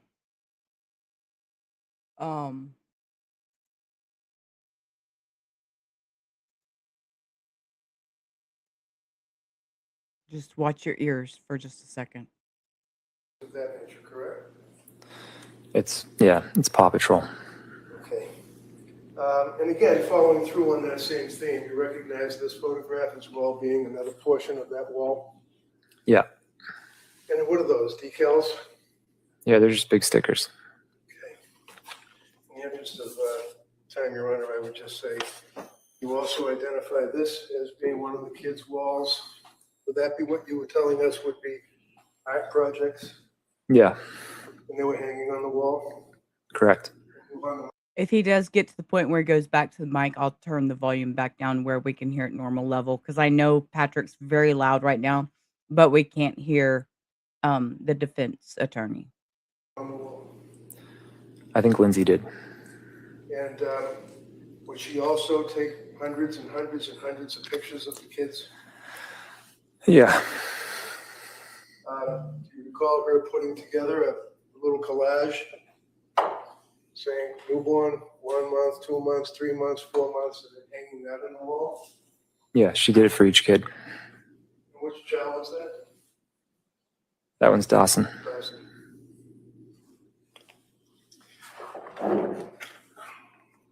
Did you have occasion to see her interact with Dawson as a... Greg, did you wish to introduce those photographs? Ooh, see, that judge was loud. See, this man's not next to his microphone. 60 and 61. Okay, thank you. Can you describe for the jurors her relationship with Dawson? I know he's a little kid, but I mean, did she, to your observation, did she love Dawson? She loved Dawson very much. Did she resent him? No.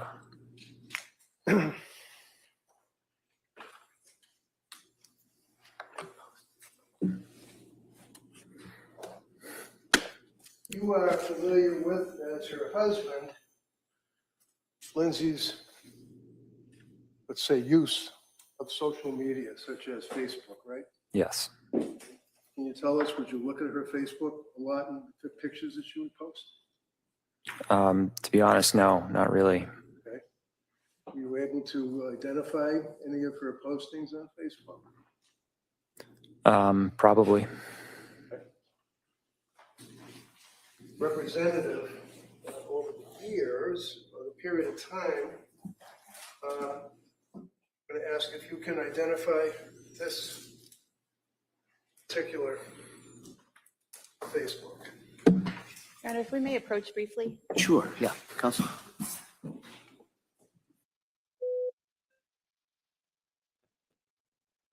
Yeah, Mr. Reddington he seems old, but he has a very good heart, he seems.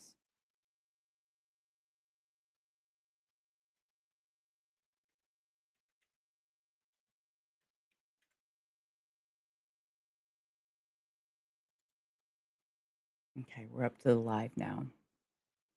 Yeah, I like Reddington. I seeing him over there holding her hand and stuff, it really made me flash back to the Andrea Yates. The Andrea Yates. Sorry, I'm over here. Y'all know I multitask when I stream. I'm over here trying to reschedule Hectorius's doctor's appointment. So over here trying to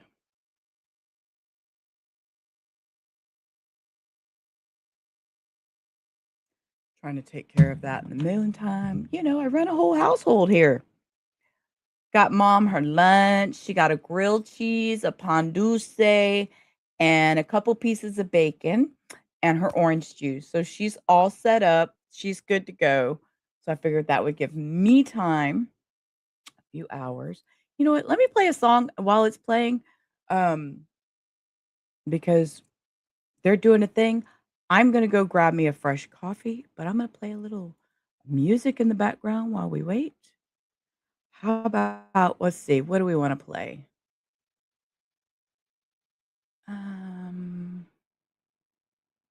How about let's go old school and touch grass? We haven't touched grass in a while. You're always online, chasing the thrill. In the dark corners where nightmares are real.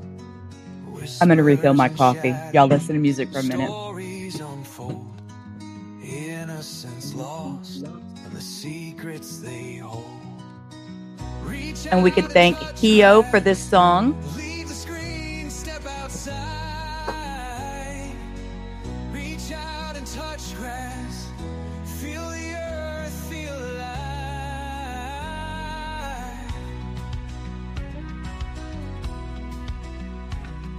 Sensational headlines, the dramas you muse, capturing moments, the heartbreak you choose. Behind every story, a life to reclaim. Remember the human, not just the name. Reach out and touch grass, leave the screen, step outside. Reach out and touch grass, feel the earth, feel alive.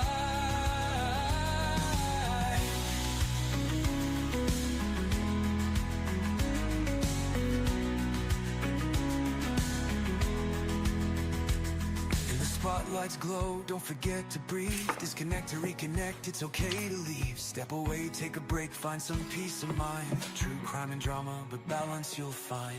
Reach out and touch grass, leave the screen, step outside. Reach out and touch grass, feel the earth, feel alive.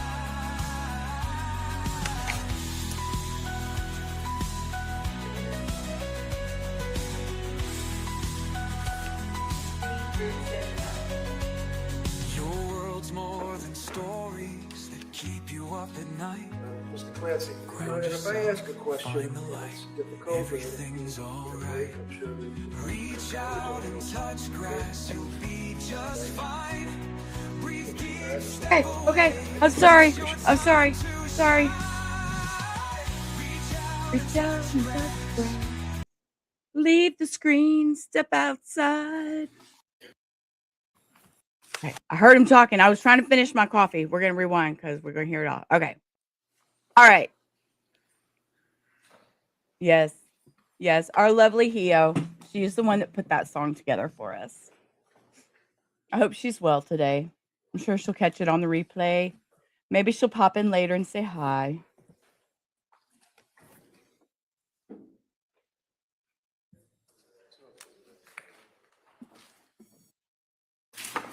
Okay, fresh coffee. Look at that. Full cup. Let's do this.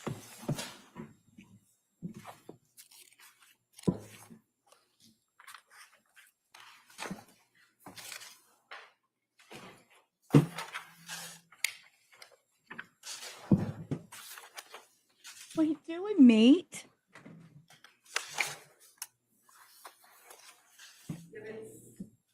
Mommy's making a mess over here. Knocking the trash can over. What are you doing, buddy? Come here. You can say hi. Mr. Clancy, and if I Nope. ask a question and it's difficult, or if you need a break, I'm sure that, this knows I will certainly give you a break. Yep. Right? Push too hard, just let me know. Yeah. Right? Yeah, appreciate it. Okay, so he's telling me if he needs a break to let him know. And I wish he would get in front of the microphone. Okay, so again, just representative of the Facebook postings that Lindsay would post as the mother of your children. This, for example, would be July of 2018. Yep. Can you tell the jurors who that would be? That's Cora.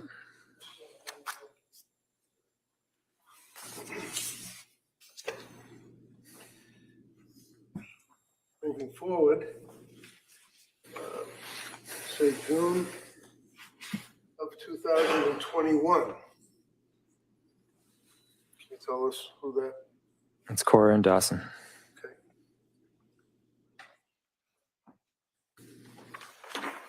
Again, the end of July 2021. That's us with Cora and Dawson.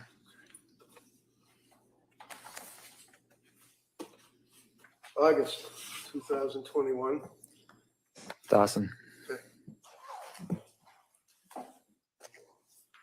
End of August 2021. It's Cora and Dawson. August, again of 21. It's Cora and Dawson. Beautiful children.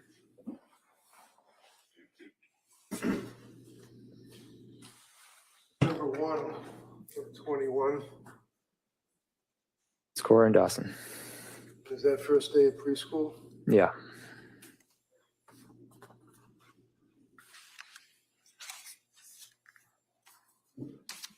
September of 21. That's Lindsay and Cora. And was that some kind of like a family fun day, if you recall, where there was like lots of things for kids to get in? Yeah.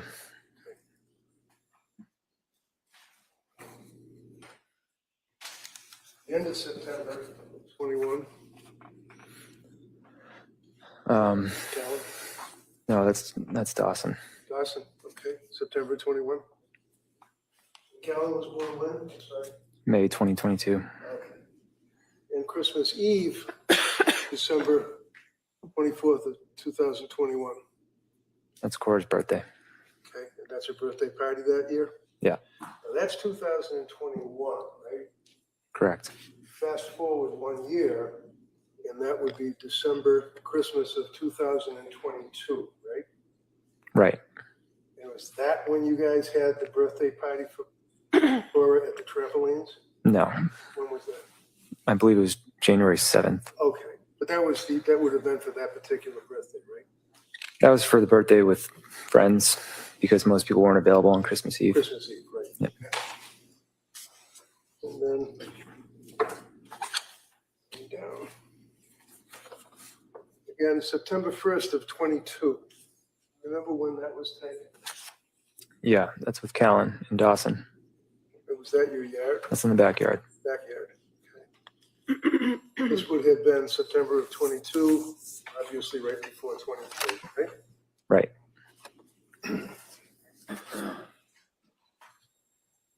And again, for this one here, July of 22, can you tell the jurors, you guys had a pretty good summer that year? It was a good summer. Yeah, that was on Cape Cod. This picture was on Cape Cod. Yeah.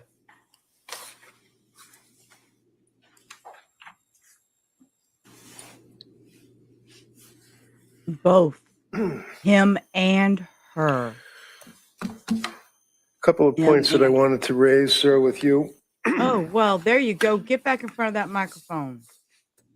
We have an email sent from your, is it Surface Pro? Is that what it's called?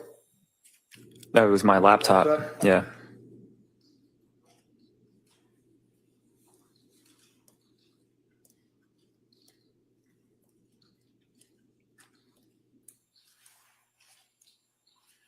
I'm going to approach you, sir, and ask if you can identify this as being an email that you sent.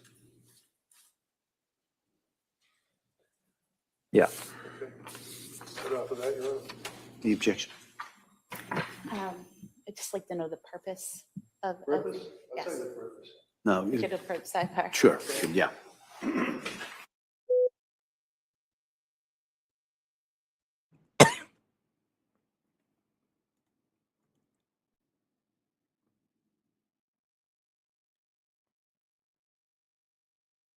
Admitted.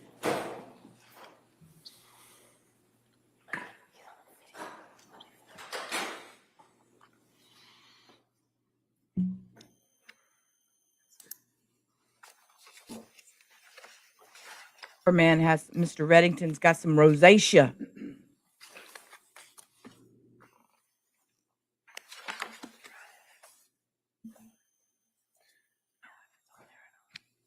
Well, while we're waiting for the copy, let me just move on to something else. Do you recall yesterday the district attorney was asking you a question or stated to you that on December 2nd of 2022, that you and your wife went to a fancy hotel in Boston and she had a massage and you both had a big dinner? Do you recall her asking you that question? Yeah. And in fact, would you agree, sir, that you did not, in fact, go to a fancy hotel on December 2nd of 22, being a Saturday night before your anniversary, the 3rd? You stayed at home, didn't you? We did. We stayed at home. And when you were asked that question by the DA, she wanted the inference to be that Lindsay Clancy in December of 22 was so relaxed that she wanted to have a massage and have a big dinner in a hotel. In fact, she was in her bed, in her bedroom that night. wasn't she? Objection. Sustained, if you could rephrase that. Ask us a I'm question. approaching you with what appears to be Don't be aggressive, sir. You're not going to help. from Yeah, they're making a copy of it, so it's going to come in. They're making a copy of it before it can be one of the admitted. So photographs that the district attorney had showed you yesterday with her in a mask. I'm waiting, Cindy. And I believe the Dawson in the mask. Right? And then. Yep. Now that photograph, sir, was actually preserved, if you will, on the Laptop Pro computer. Isn't that right? Did she send that to you? She sent it to my computer. Okay. I don't know. And where was she? Do you remember when that picture was taken? Let me I just show you. didn't see Yeah, Teresa. That's what the. I'm almost there. photograph was. Just a few Looks hours like they're off. at the doctor. At the doctor. Actually, I probably already have the hours. And It just hasn't can you Tell updated. me the date, And then I have to that go in picture and right do all here in the front of the forms file. and stuff. So what date was that picture taken? Sent to your computer? It's December 2nd. The same date that we're talking about, correct? And what Correct. time was the picture sent? 12:45 p.m. So the jury.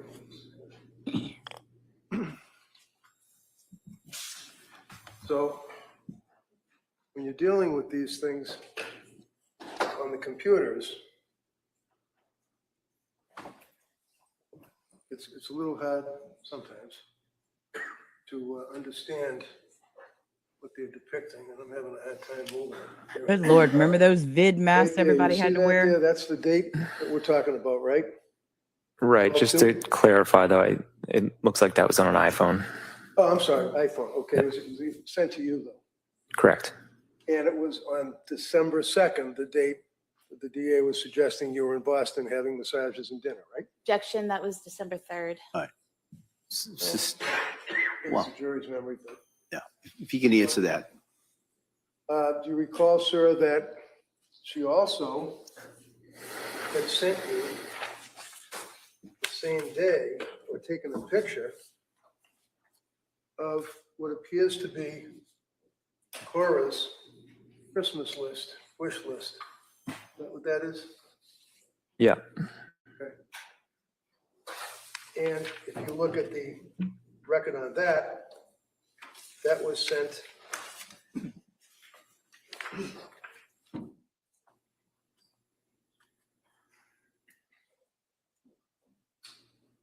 if you can read that, It's December 2nd at 6:13 p.m. 6:13 p.m. And then finally, if you look at the metadata that is apparently buried in the photograph, it gives latitude and longitude of where the photograph was taken. Is that right? You familiar with metadata, I would imagine? No way I can't do this.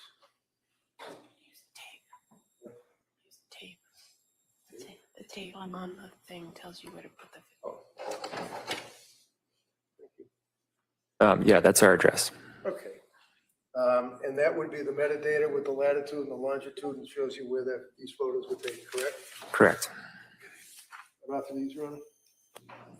So I think we had Exhibit 76. They're making a copy of that. Do you want to mark that? I don't know if we marked that yet. That was the earlier one, just so everybody can keep this straight. And this latest email would be Exhibit 77. That would be the letter, the email? Yeah, the email right here. I want to know what's in the email.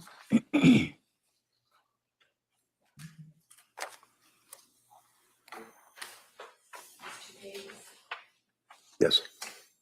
76 and 77. Okay. Thank you.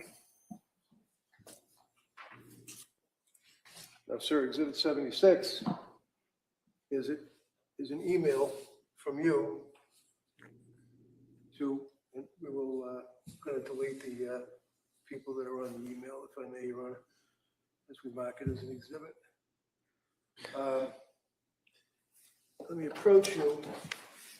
Does it indicate the date and the time? At the very top, you sent that email to your staff members. So people that work with you. It does. Yep.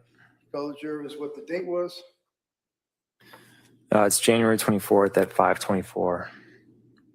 And that was sent from your Surface Pro? I don't know, actually. It could have been sent from my iPhone. Put off of this one. So, That would be exhibit 76.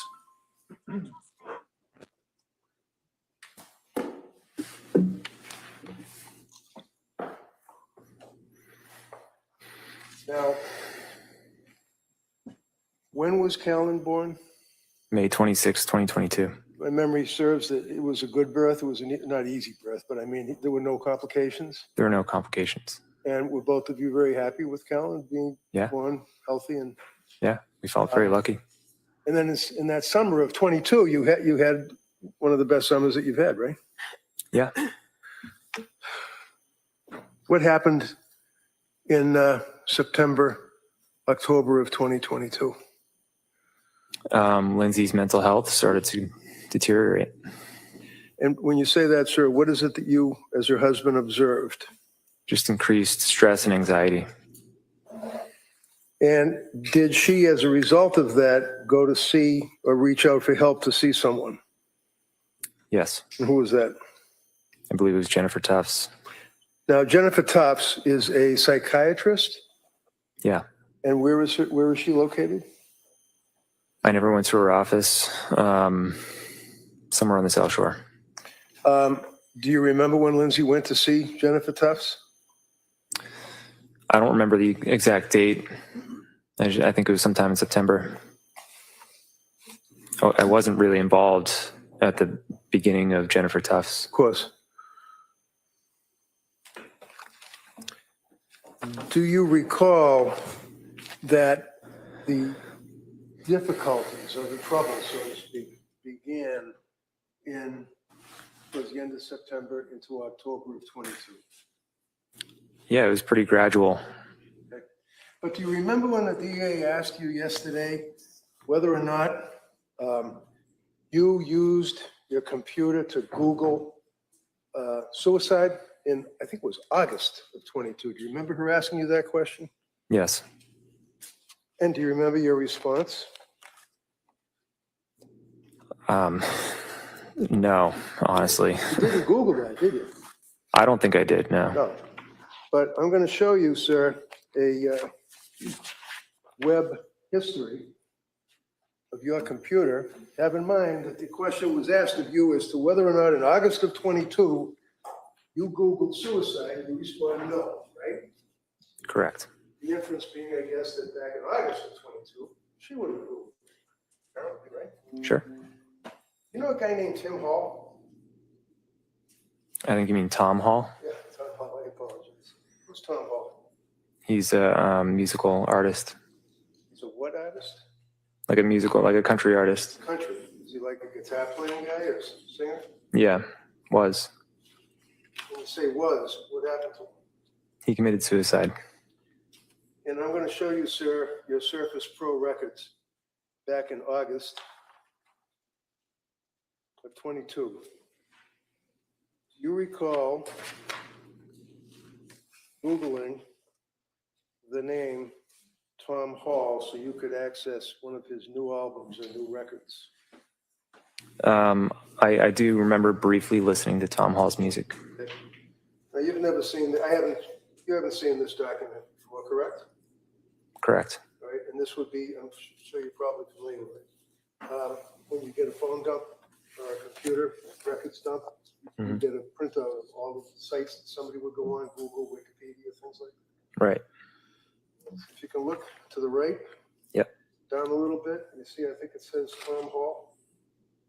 Yeah. What does it say on Tom Hall? It says his Wikipedia page. Yep. You see here?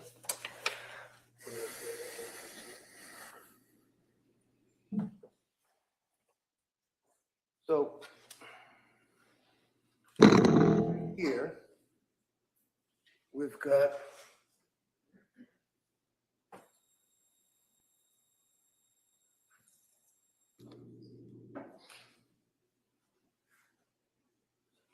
so that shows you when somebody Googles, and then it goes Wikipedia. And you see where up above it says suicide methods? Yeah. Now, you didn't, as you said to the DA, you didn't Google suicide methods, right? I didn't Google suicide methods, no. But in fact, sir, when you Google Tom Hall, it took you to the Wikipedia page and it said that he died, right? He did, yeah. And then you clicked on the Wikipedia page and it went into a hyperlink. You know what a hyperlink is? I imagine you Yeah. do. Hyperlink. Yeah. What is a hyperlink, just so I know? So like in Wikipedia, it would be a word that's highlighted in blue and it goes to a website. Okay. So if I suggest to you, sir, that as you move down on your searches that afternoon, that you were looking at Tom Hall, that it brought you to ways to commit suicide, Tom Hall, Google search again, Tom Hall, all on that date at the same time. And you were just looking to see about the guy because he killed himself, right? Yeah, I think so. Yeah. Get off of this. Any objection? Can I just see the packet? Oh, yeah. Again, Your Honor, I got that discovery from the DA, so it's. Well, it's an email from his We'll expert, not us. just take a look at it and we'll kind of go from there. Hold on a second.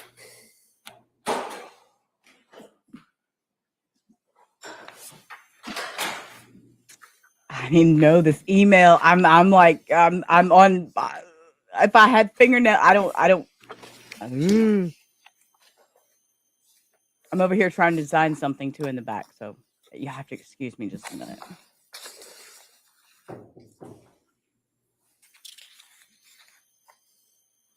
While she's looking at that, I just asked her, what is a URL? What does that mean? Hold on a second. Just, wait till she gets a Sir! chance to finish.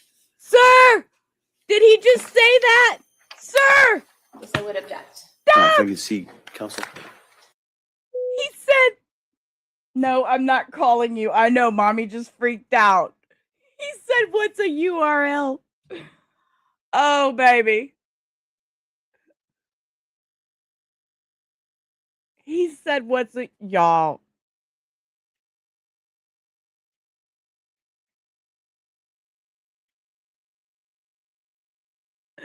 Don't make me lose my shit. Don't make me lose my shit. Hurry up, y'all. Come back. I can't believe he asked that. But just like,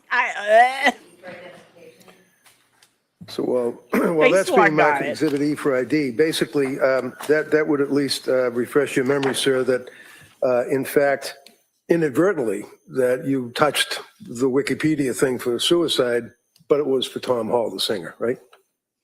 Sounds like that was the case. Okay. Do you recall what medication Lindsay was put on by Dr. Tufts? She started with Zoloft.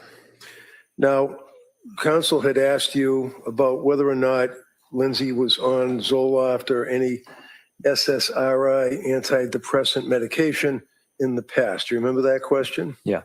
Do you remember her asking about that you were having a conversation with her and she said that she was going on Zoloft and that she had already been to Tufts, or was it Tufts that she got the script from? Correct. Okay.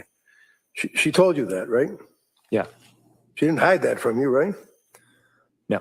And it was, you were at a wedding. Is that right? You were walking down the street, the two of you together, like at the end of the night. She basically told you that she had to use the meds. It was earlier in the day. It was before the wedding, but yeah. Okay. And do you recall how, to your observation, how dedicated was she to taking her medications as instructed by the numerous doctors that she ultimately saw? She always took them as instructed. Do you remember, did she in fact have a diary that she kept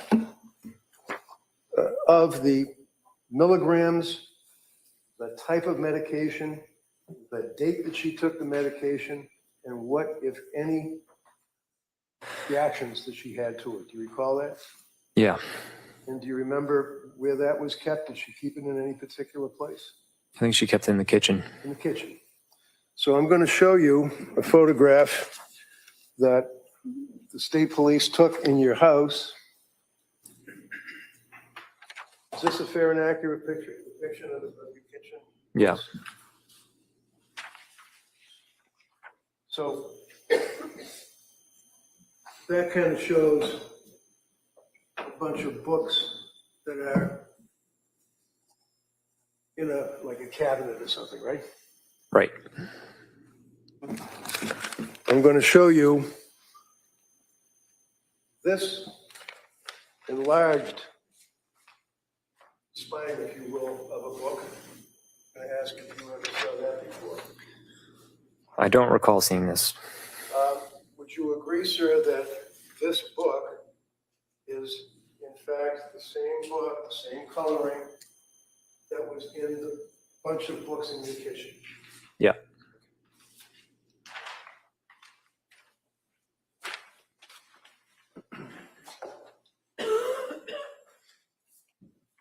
In this book, you see what the caption of the book is. Yeah, it says good moms have scary thoughts. And I'm going to approach you with Good moms have scary thoughts.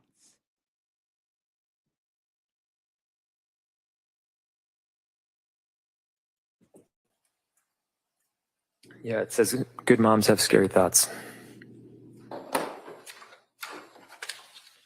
and I'm going to approach you with this document, sir, which would be But see, she knew she wasn't right. She was seeking help. pages from the book, the cover of the book, and the inside of the book. Just, you've never seen that before, though?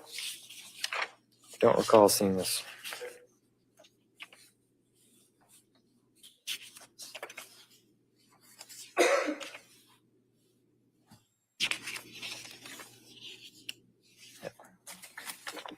So with that understanding, Your Honor, I will not offer this at this time. I don't know that I would call it a red flag. Hold on. Counsel, Maybe. if you could, Ms. Redding, if you could show not. what it is that you. I'm sorry, you said you're not offering it? Well, don't let the foundation. Is that- Okay. Hang on. When they take their next break, Any I'm going to talk objection? about that. No. Okay. So can I put it in? Yes. That's Oh, fine. okay, great. Thank you. No objection to him not offering it. All right. If No, I I'm could just lost. look at it, Yeah. there may Why not. don't we do this? Why doesn't everybody come over here with that? We can kind of figure out where we go. Okay. So let me give you my thought on that. As a red flag, I wouldn't say it was a red flag for her. It should have been a red flag for him. It should. This is all my opinion. Do your own research, your own thoughts. These are my opinions and my opinions only. This is my channel. These are things that I think, I feel. These are my emotions, my personal opinions. The red flag should have been on him seeing that she was trying so hard to seek help, but it was not there. She was trying so many different forms, so many different methods, she's bringing books into the house. Please read. Please help me understand. Yes, he should have noticed. Somebody cannot say, please, please help me any more than you can bringing a book, bringing papers, sending text links to the loved one, telling them, I need help. This is what I'm dealing with. And when that loved one doesn't see it, there's a problem.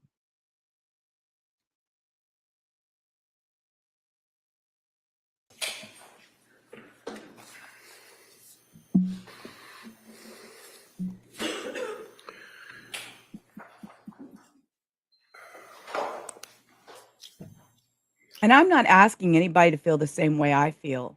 I'm telling y'all how I feel. I mean, y'all can think she's guilty, throw her under the prison, burn her at the stake, whatever. I mean, I'm just, from my personal experience, I'm having a hard time with this trial because I personally have dealt with somebody with postpartum like this, psychosis like this. Who was the Not next to this doctor, if you extent. recall, that Lindsay went to consult with? Julie Paul. And is this a doctor or a nurse practitioner? I don't remember with Julie Paul. It was very brief. Now, is it fair to say that Julie Paul I'm okay. was at South I'm Shore? okay. Yeah, I'm okay. correct. And Julie Paul was a friend of your mother's, is that right? No strawberry? Yeah, I think they were acquaintances. Yeah, And your mother was a nurse also at South Shore Hospital. in L&D. Yeah, L&D Labor and Delivery, same thing. Okay. And your mother was good enough to refer Lindsay to this person to consult with, right? yeah. I don't think it was a formal referral. I think she just said this is a specialist that you might want to talk with. All right. And did she go to see the specialist? Yeah. And did you go with her, or was this a? No, I never met Should Julie back Paul. myself up. Were these like in-person meetings, or are they like what do you call them, Zoom meetings? And Most of the meetings were Zoom. The only in-person that I'm aware of was with Rebecca Gelata. Rebecca Gelata. Okay, and that was because you insisted on it, right? I thought it was warranted at that time. Yeah. Right, because you were pretty much at your wit's end with the 15-minute Zooms, and you wanted to sit down eyeball to eyeball and talk to this person, right?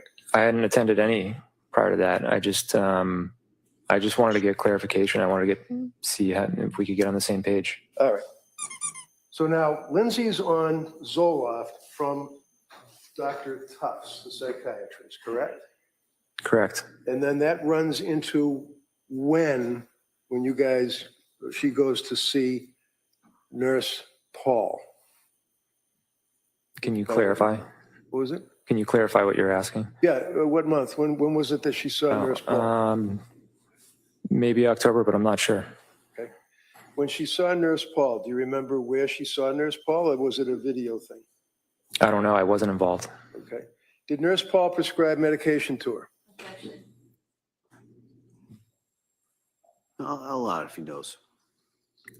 I don't know off the top of my head. All right. Or just one that would listen? Do you recall whether or not, to your opinion, that she had any reactions to the Zoloft that she had been placed on by Dr. Tufts? I don't know any observations that were made. Right, so it's not guesswork, it's observations, anything you saw and observed. Yeah, it seemed to align with her insomnia symptoms. Now, the insomnia, inability to sleep, was that a significant problem from your observations with her? Yeah, it was a huge problem. And when you say huge problem, was there one point when she was on medication from Tufts that in fact she had gone 48 hours, I think, without sleep? Yeah. And that was disturbing to her? Yeah, and it was just hard to function. And how about you? Was it disturbing to you? I just wanted her to get sleep and feel better. Now, during that period of time, she then went and saw the next doctor, a nurse practitioner, which we talked about, which would be nurse practitioner Paul at South Shore, right? Right. Now, after seeing nurse practitioner Paul, if you remember, or no, did you observe, did she seem to get better or did she seem to get worse? It would be hard to say. I think it was a week at most. So it's really hard to say in that short a time frame. Sure. And when you say a week at most, you mean that's like she was seeing nurse practitioner Paul for about a week? Yeah, and I mean, she may have only seen her once. It was very brief, and then she got reassigned somewhere. So. And the reason, if you know, that she got reassigned somewhere would be nurse practitioner Gelata, right? Right. Same practice, right? Right. And the reason was because Paul moved on to another job, right? Right. So Lindsay wasn't out doctor hunting. She was referred by the nurse practitioner that was referred to you guys by your mom because Paul was leaving, right? Yeah, she just switched doctors in the same practice. All right. Now she sees Dr. Gelata, right? Right. Did Dr. Gelata, to your knowledge, put her on medication? Yeah. And what was the medication, if you know? Mainly Seroquel and benzodiazepines, Ativan. Now, benzodiazepines, they're addictive, right? Apparently, Objection. I'll allow it.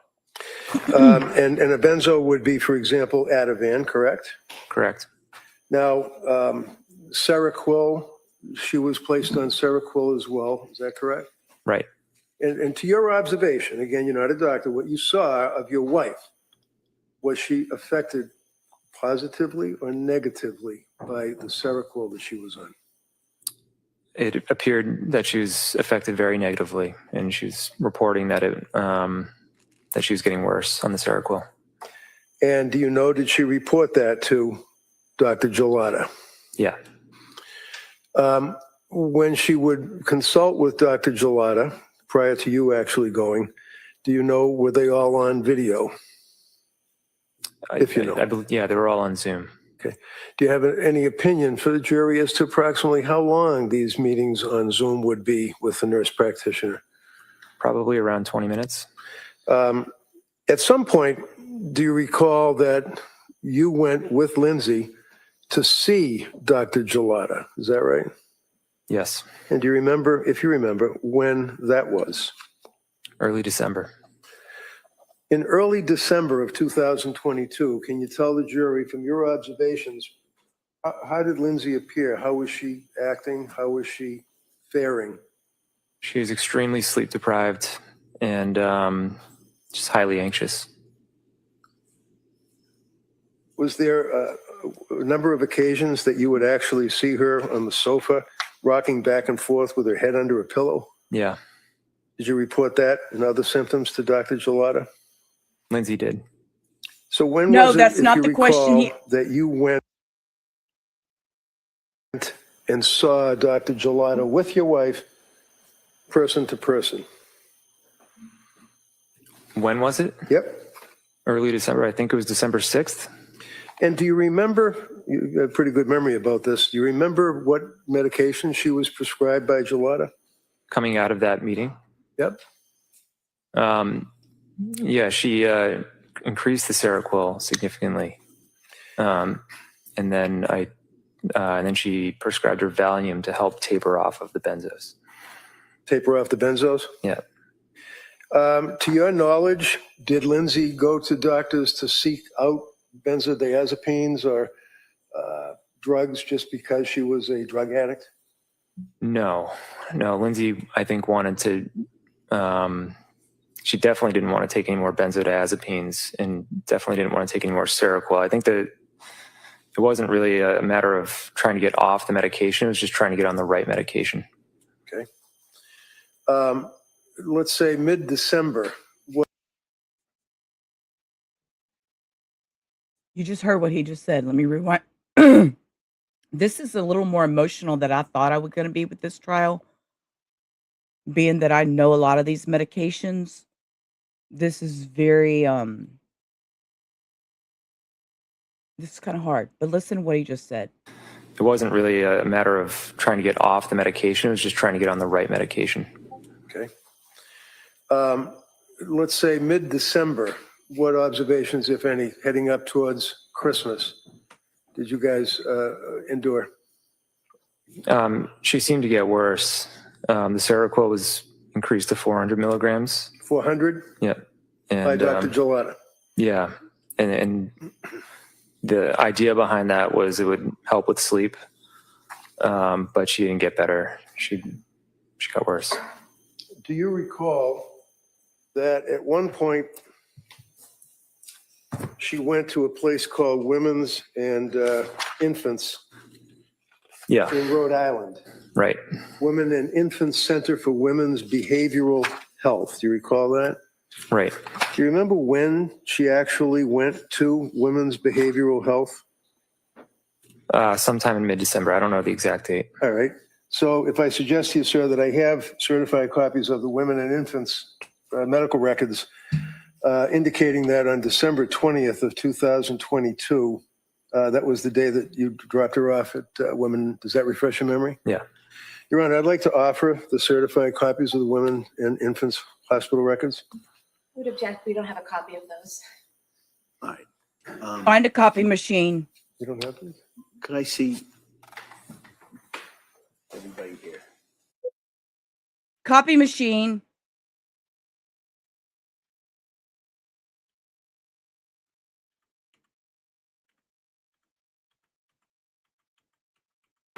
So, Mr. Clancy, do you remember that day, December 20th of 2022, that she Yeah. went to that place? How did she get there? I drove her. And do you remember dropping her off? Yeah.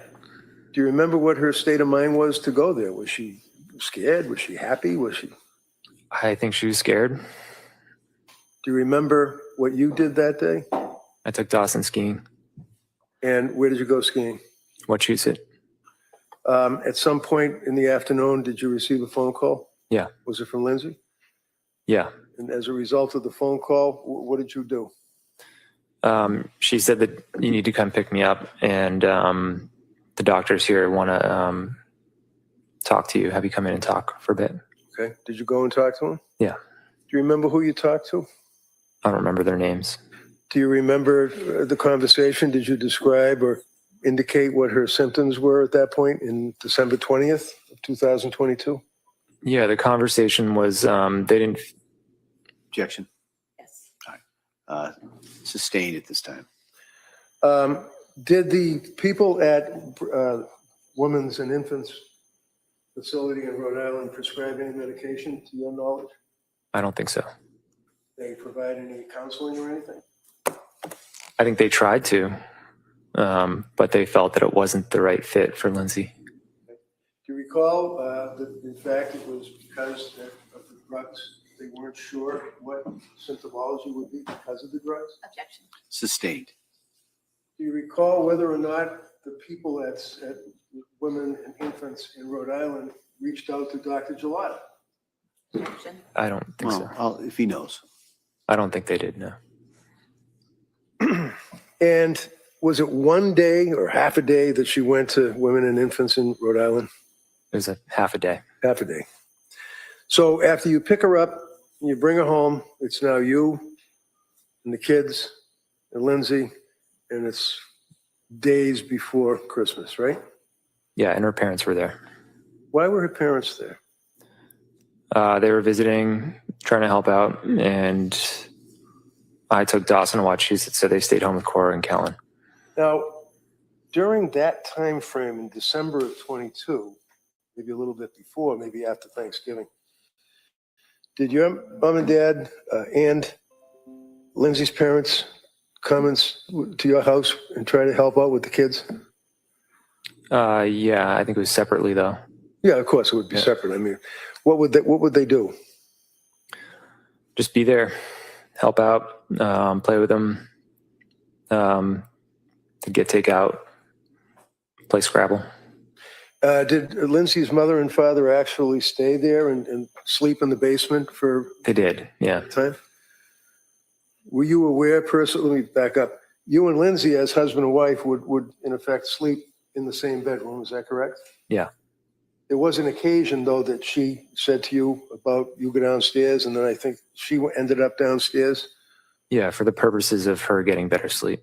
And for her purposes of getting better sleep, were you aware that on one occasion she used a gummy, a sleep aid gummy?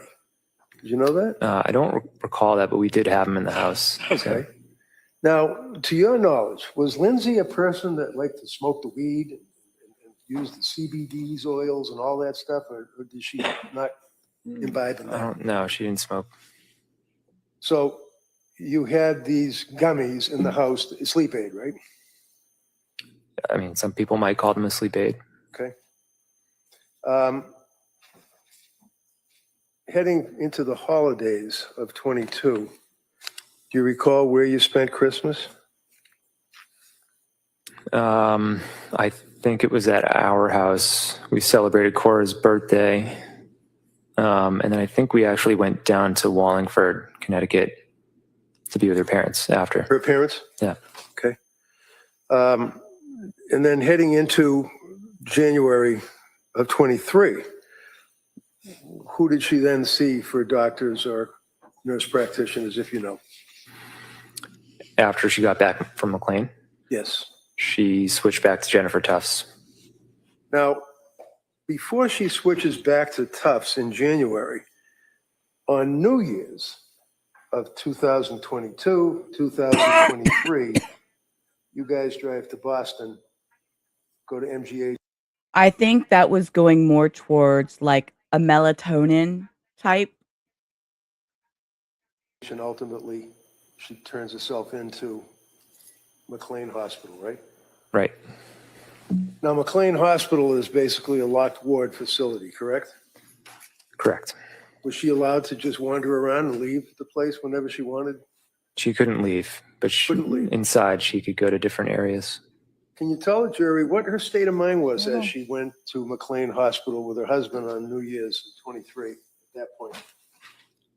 She was scared. She didn't want to go, but I think it was the second time we went to the ER, and I said, "You have to go."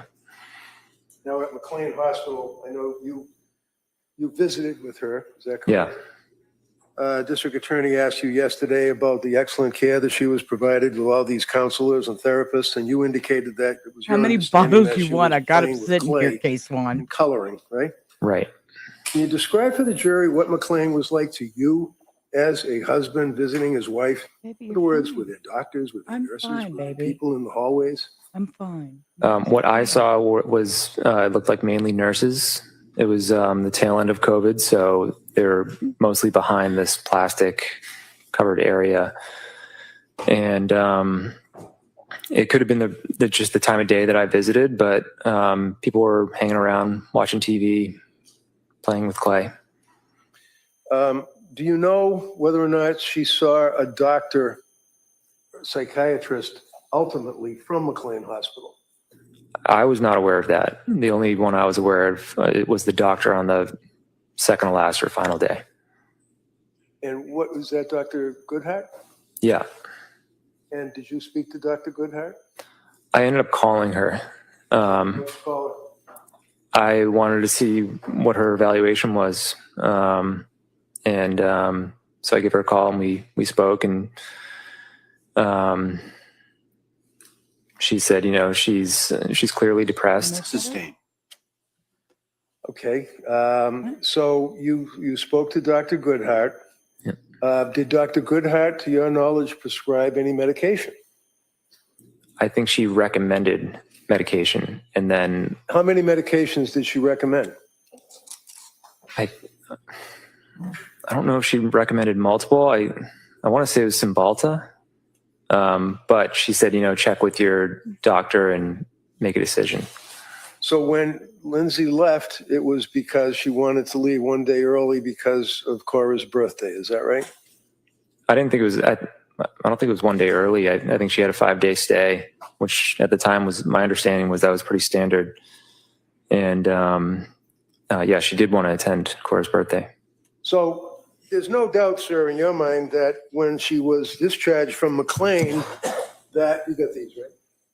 McLean? Yes. Yeah. That when she was discharged from Thank you, McLean Hannah Hospital, Banana.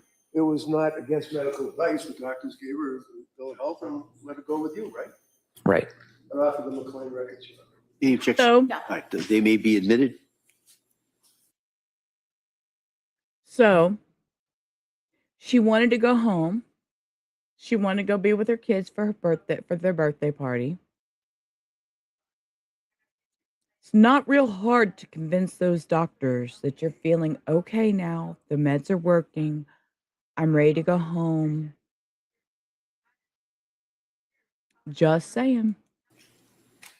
Thank you for being here, Hannah. Now, when you go to the hospital and you get out of the hospital, they give you a bag and you've got medications and a little card and it says, thank you for being here, stuff like that. Did you guys get anything from McLean at all? I don't think so. No, you Did you get don't. any recommendations other than No, you the don't. doctor suggesting that you might want to try? No, you don't, sir. No. Oh, God. No, that's misinformation. No, sir. No, sir. Somebody needs to say, no, no.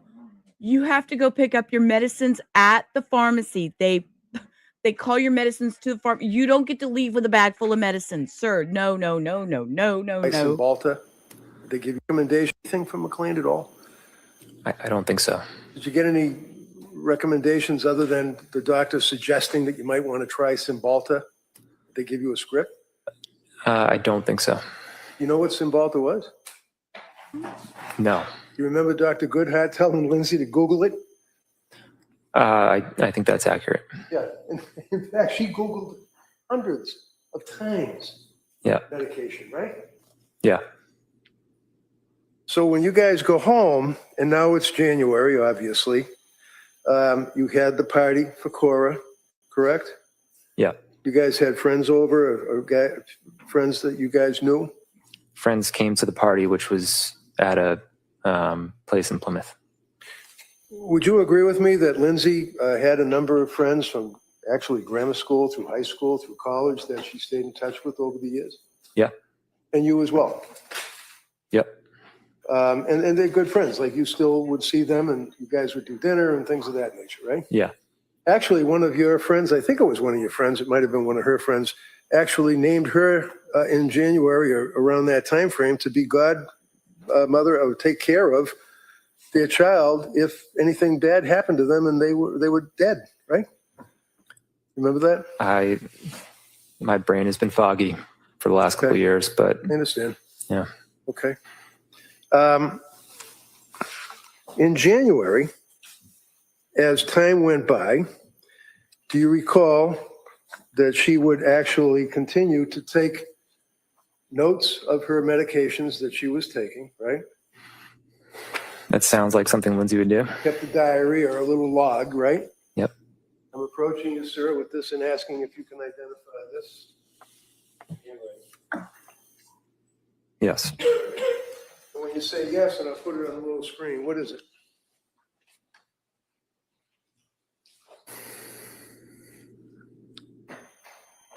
It's the dosage of medication that she took and how she's feeling.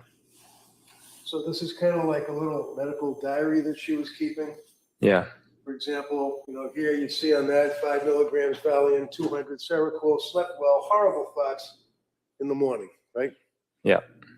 And did she at some point, I think the DA had asked you, I'm going to offer this, Your Honor, if I may. Any objection? No. That may be admitted. Thank you.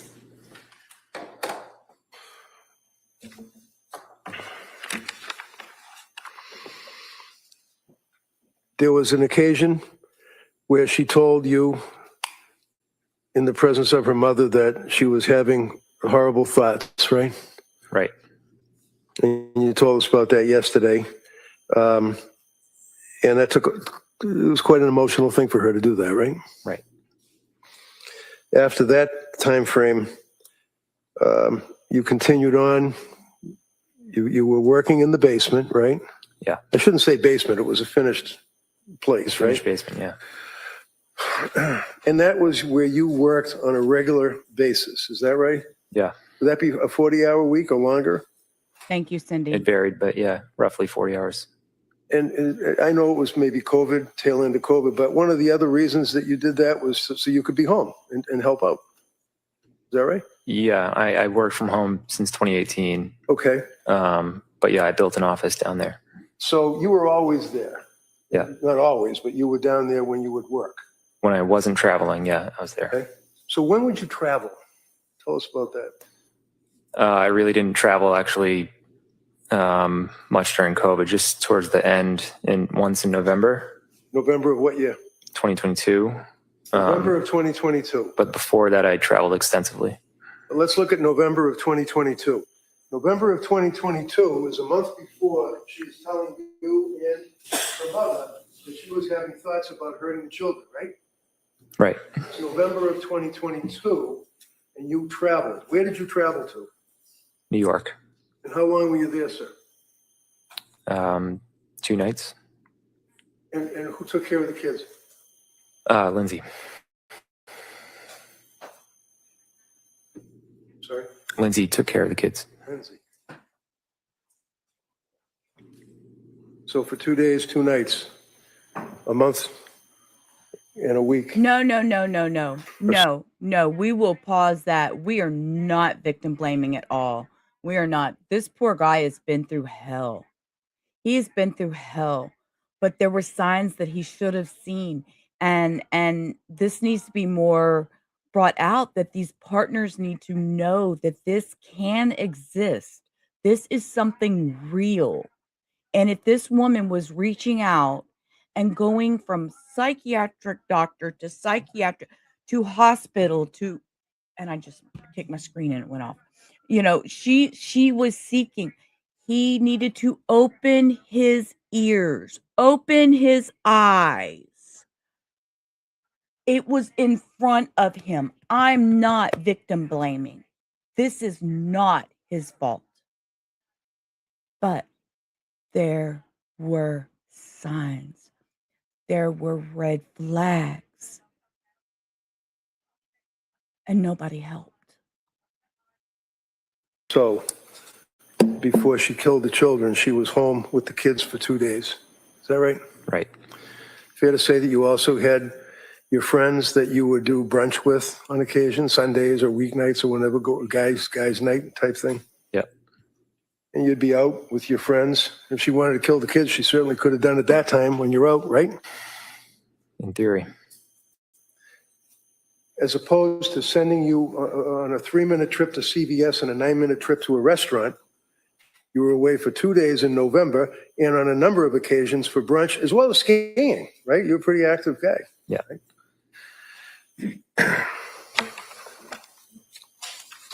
I'm going to approach you, sir, and another one of the books that was in the kitchen cabinet, I believe. You remember? If you ever saw this one. I don't think so. But is it fair to say, sir, that she had a number of books, you know, about parenting and things like that? And this one here was pregnancy and postpartum anxiety workbook.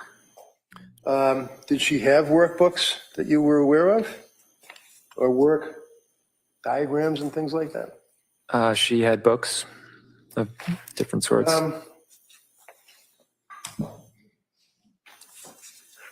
So you can't identify this as being in the kitchen, right? I don't recall seeing that book. No. That might Yeah. be his ID. Sure.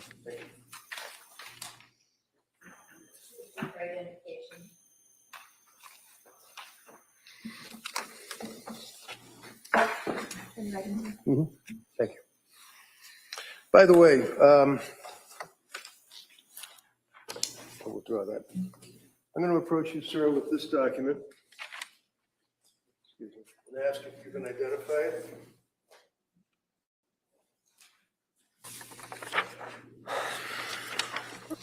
It says postpartum depression and anxiety patient information sheet. And if you go towards the end there, does it appear to be her writing in it?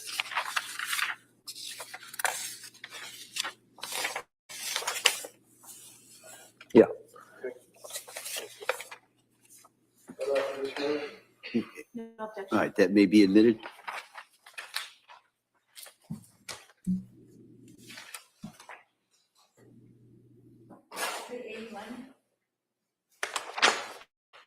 You know, that's a good question. Because it seems like she was always around the kids. I mean, you know, we did hear that when he dropped her off at the doctor visit, he took his son skiing. Until she called and said, "Can you come back because the doctor wants to talk to you too?"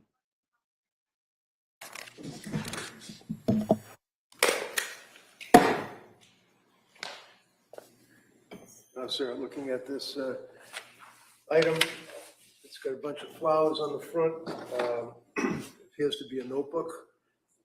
So your understanding that the state police went in your house and they seized all sorts of items such as this? Yep. So we don't have originals that the police do, but these Right. are copies. Fair and accurate? Yeah. Is that the caption that you were referring to? Yes. Postpartum depression and anxiety. Yes. and at the end of this particular document, you would agree, sir, that it has writing? Yeah, And whose writing is that? Lindsay's. And is this like a book or notes that she would take documenting on a daily basis any effect that she had from postpartum? It appears to be the case. Yeah.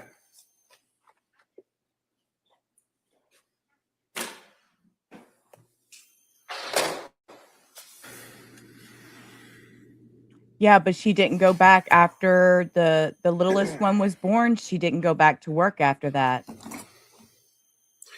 So she You want to had write actually off for just the been home records with of the Dr. kids. Jennifer Tufts, asked the mental health records? No Oh, objection. All right, that may be, they may be admitted. I'm going to have to, I think, maybe talk to the DA about this because I do have a lot of tabs and notes in this one. I know we have clean copies, right? We have a clean copy we were planning to admit, All right, so that's good, not a problem. okay. So we'll enter that and then before, we can then substitute it with a clean copy. Thank you.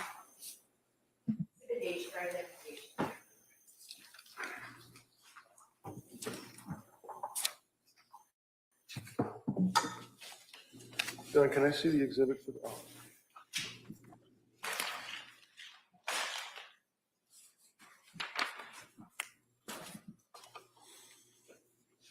One of the things that you had identified yesterday was the document that you obtained from CVS, is that correct? Yes, It sets forth all of the medications that were purchased by Lindsay by prescription from the physicians that she had seen during that period of time, correct? correct. And you indicated yesterday that the police had seized a number of pill bottles, and then you also had a number of pill bottles, is that right? Right. And the pill bottles that you had, do you recall, what were the circumstances that you had them in a bag in your car? The reason I had them in a bag is because sometimes a provider would adjust medications. So, for example, I do remember Lindsay had a prescription of Ativan, and then a few days later, they wanted to increase the dosage because it wasn't effective. So what they would do is they would say, give that old prescription to your husband, he'll discard it, and then continue taking from the new prescription. When the DA yesterday went through that there were scripts and there were pills with a 30 count, but then there's 27 and 3 were gone, but that's because she wasn't taking her medication. That's not the case. It's what you were told to do, right? Correct. Yeah. Without that context, it paints a different picture. Exhibit 2 Yeah, that's what I mean. No, would be the pills that you had turned in, I believe. Is that correct? That were in your bag, in your car? Right.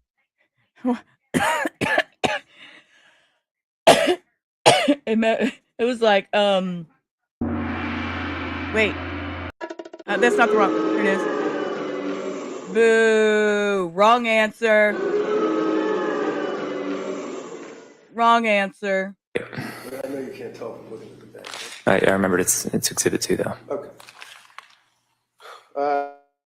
Wednesday, January 24th, one of the troopers located 4 medication bottles, and at some point on the 26th, Teresa. at about 2:30 in the afternoon, bottles were then documented by the police. When was it, if you know, that you turned these items in to the police? I believe it was after the event. I don't remember the exact date, but I remember I told them I do have other prescriptions in my truck still, and I gave them to them. Okay.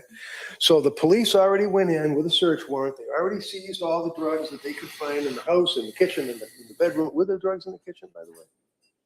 Yeah. They're all over the place, right? Yeah. And they seized them, right? Yeah. And then you, to be cooperative, told the police that you also had pills in your car, and you went to the DA's office and gave them to Attorney Sprague and the state police, right? Right. But to be clear, those were discontinued prescriptions. These are the ones like that she stopped. Correct. All right. And then you had new prescriptions, so there were new prescriptions that were prescribed to her, right? Yes. Now, when I met with you in the house, long after the state police had gone and finished their search, Yep. you recall that we went up to the bedroom and I removed this from the nightstand right next to the bed. Yeah. Can you tell us what that is? What is this? Is it a drawer, obviously? That's the drawer that goes into the nightstand. And inside the drawer, sir, do you recall that there were a number of items that, I see, trazodone. Lindsay Yeah. Clancy. There is 12 women and 6 men. So whether, they'll be chosen for, the actual jury. This is the pool is 12 women and 6 men. I'm gonna back him up just a second. That there were a number of items that, Turn him up just a touch. I see, trazodone. Lindsay Clancy Trazodone. prescribed on January 5, 23. Creatinine, January. Creatinine, 100 milligrams, prescribed for Lindsay Clancy, December 21st. Cetraline. He said cetraline. Lorazepam. Lorazepam. Too, right? Yeah. Because these are what she shot down with that lemonade or water or whatever was in the cup that she ground up these pills, right? Lamotrigine, Lamotrigine. prescribed to Lindsay Clancy, December 16th, 22. Mirtazapine, prescribed to Lindsay Clancy, January. He said bertazepine. That's not how you.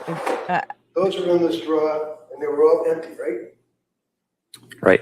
You observed that, right? There's something else that was in the drawer. Do you recognize that? Yeah. What is it? It's her Apple Watch. Her Apple Watch. This is the Apple Watch that apparently the police used to go up the stairs, downstairs, heart rate, things of that nature, right? Yep. They never even seized it, did they? They left it in the drawer, right? Apparently. So, Oh, sir. Something about an Apple Watch and the police left it in the drawer. Wait, what? And he slapped it down there. Slow down, sir. here's heart rate, things of that nature, right? Yep. They never even seized it, did they? They left it in the drawer, right? Apparently. So, Didn't seize it. They left it in the drawer. what is this item, sir? If you can identify that. What is that item? It's a face mask for sleeping. To sleep? Yeah. Now, you had mentioned something, I think, about Yeah, spray. right, Cindy? She bought some pillow spray. It's apparently helps you sleep. And did you see Might her be a using bad that thing, on a regular Teresa. basis? Yeah. Yes? Yeah, she did. Your Honor, I would offer the draw. The draw. Your Honor. Yeah. He said, Your Honor, I would offer the drawer. Sorry, that took me out. I think you. I think there's a watch on the side there. I know it was in the front. Oh. Don't forget, there's a watch on the side there. Comedy in the chaos. Do Everybody, you want put to your toes in you the want to duck put that pond. in as one exhibit? Okay. Dip your toes, because Now, in reference to the Apple Watch, sir, how many Apple Watches did she have? If you Just know? one. Just one. It's the only one she had. only one. Police never seized it, right? Correct. And the drugs that were in the drawer, the empty drugs and the pill bottles from January, December, 22, 23, the police never seized it, did they? No.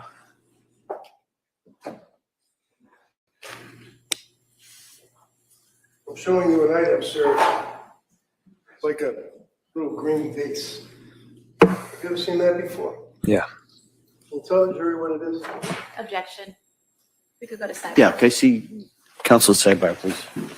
It's a green rock. Why are we objecting to it? Or maybe it's something more.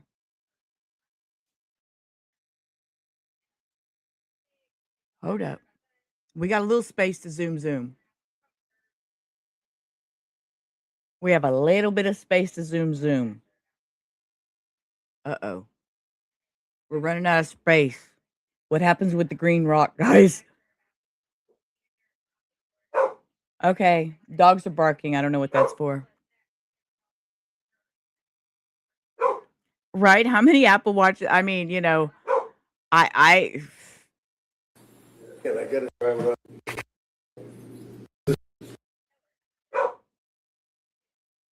Advised by okay. Aromatherapy. You think it's yeah? It might be a little aromatherapy thing. That's what it is. Yes. To your right. knowledge, sir, was she advised by nurse practitioner Tufts to keep a nighttime dump diary of all of her thoughts and write them down so that she had something that she could refer to? Not that I'm aware of. You ever see her writing notes in the diary or like a thing with dates on it, November 23rd, for example, things of that nature? I knew she kept notes, but I didn't see her doing it. I'm going to show you this document. I asked, that appears to be her handwriting. Yeah. And does that contain indication as to her state of mind, particular date or dates thereafter? Yeah. Just take a look at the other page to make sure that you're all handwriting.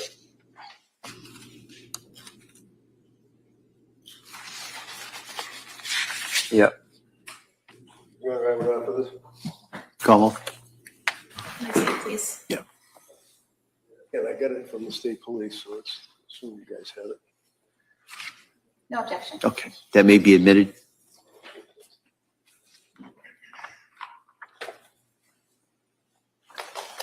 Sorry. It was potty time. That's why he was barking. He was like, "Mommy, let me out." He went over there and started jumping at the door. Sorry. It was I'll aromatherapy. show you another document, Sarah. It appears to be a Oh, a document. Do you recognize her handwriting in that document with dates, September 29th, for example? Wait, I didn't hear that. I'm gonna rewind because I had to go let the dogs out.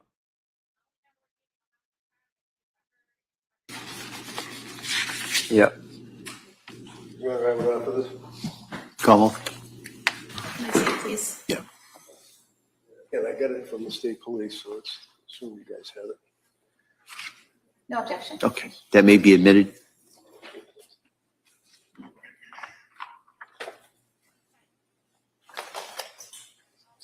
I'm going to show you another document, Sarah. It appears to be a document. Do you recognize her handwriting in that document with dates, September 29th, for example, 22? Thank you, Cindy. Yes. And does that appear to be, can you tell us what that appears to be, sir, if you know? Looks like a schedule for Callan. And the schedule for Callan, that would be, what, like when he's eating or sleeping or something like that? Yeah, naps. Yeah. So for example, where it says September 29th, there it is, 22, and then it makes reference to Callan, last fed with a time frame, and then there's a bunch of pages like that that go forward on those dates. Is that what that is? Yeah. Put him down for a nap, 9:35 with a smiley face, things like that, right? Right. Is this typical for Lindsay that she would document these things as a new mother? Yeah. Was she being controlling, in your opinion, of her child and of you by doing this schedule? No, I found it helpful. Good. Good Any answer. objection? No All objection. right, that may be admitted. One of the things, sir, that the district attorney had asked you about is the exhibits of the, I think it was the window in the bedroom. You said it was 20 feet drop to the ground. Right. Is that right? This is a photograph of the same one you already introduced, but I just don't know where it is. So this is the photograph of the house. You can identify that, right? Yeah, that's the living room window. Okay. And the window that you're talking about that's 20 feet up would be on the very top of that picture, correct? Correct.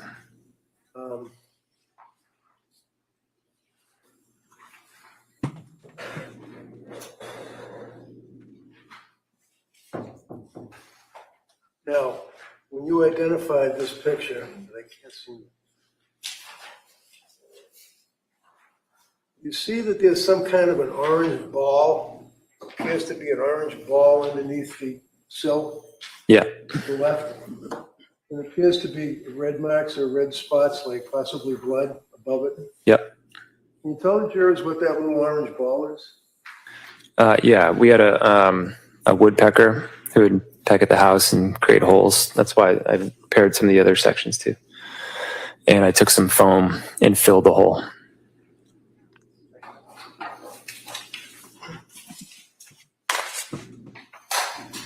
I'd offer that, Your Honor, just continuity. No objection. That may be admitted. And I'd also, if I may, just the top. Sorry, I had to let the section, dogs back in. I believe is also, see where it looks 100 degrees heat. Lola was like, 5 minutes, Mom. That's enough. You need to let me back in the house. like fingerprints or blood on the edge of the window on the second floor. You see that? That's from the house? Yeah. Trigger warning. Yeah. Okay, I'm talking about the Hornet thing right here. And then this is, I see on this top here. Bye, okay. Teresa. Thanks you for see being on the here. top of this window here. It's not a very good picture. Underneath the Hornet thing, you see it, but in the exhibit, you can see there's like blood drops or blood smears there. Yeah, I That's see it. the first floor window that's directly underneath the second floor window, right? Right. Okay. Right off the reason. Any objection? No. They may be admitted.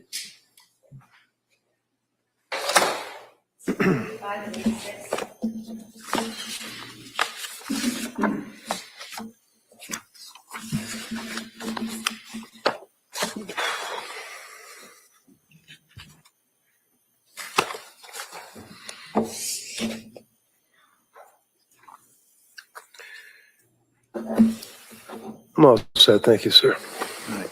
Commonwealth, redirect? Yes, Your Honor, thank you.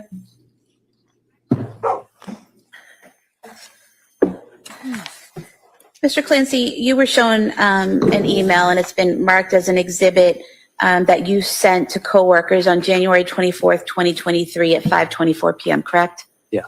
And you were asked about it coming from the Surface Pro, but your testimony was that it could have come from your iPhone, correct? Correct.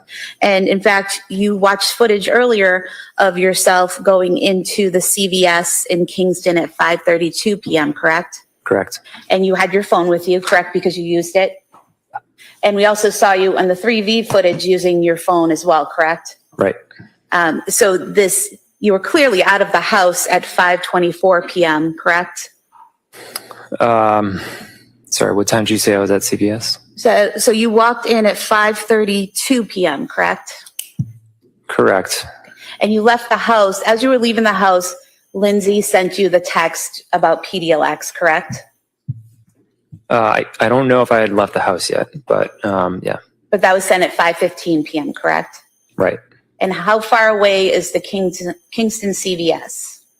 3 minutes. Okay. And so you leave the house, you get into your car, and you drive to CVS, correct? Correct. And so that should have taken 3 minutes, correct? Yep. So after the text that was sent at 5:15 p.m., that would have been sometime around 5:18 or 5:20 p.m. that you should have arrived at CVS, correct? Right. But you don't go in until 5:32 p.m., correct? I don't know. We could I don't know what time I pulled in the parking lot. I'm not asking what time you pulled into the parking lot, but is it fair to say that the video that you were shown earlier shows you entering the store at 5:32 p.m.? Yes. So from the time you should have been at the parking lot of CVS around 5:20 p.m. until 5:32 p.m., could you have been in your car sending this email on your iPhone? Yeah, I just don't know if I pulled into the parking lot at 5:20.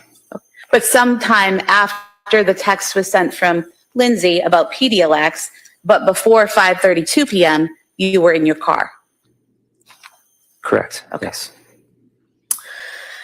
Now, you were asked about my questions to you about going to Boston, and my questions to you were about December 3rd, not December 2nd, correct? Correct. Because your anniversary is December 3rd, not December 2nd, correct? Right. So Dawson was taken to the doctors on December 2nd, correct?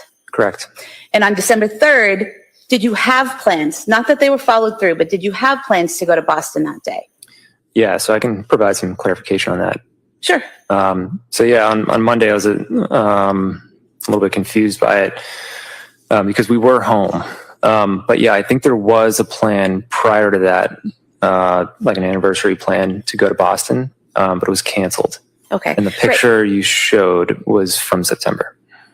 So the plans that you had to go to Boston, showing you here.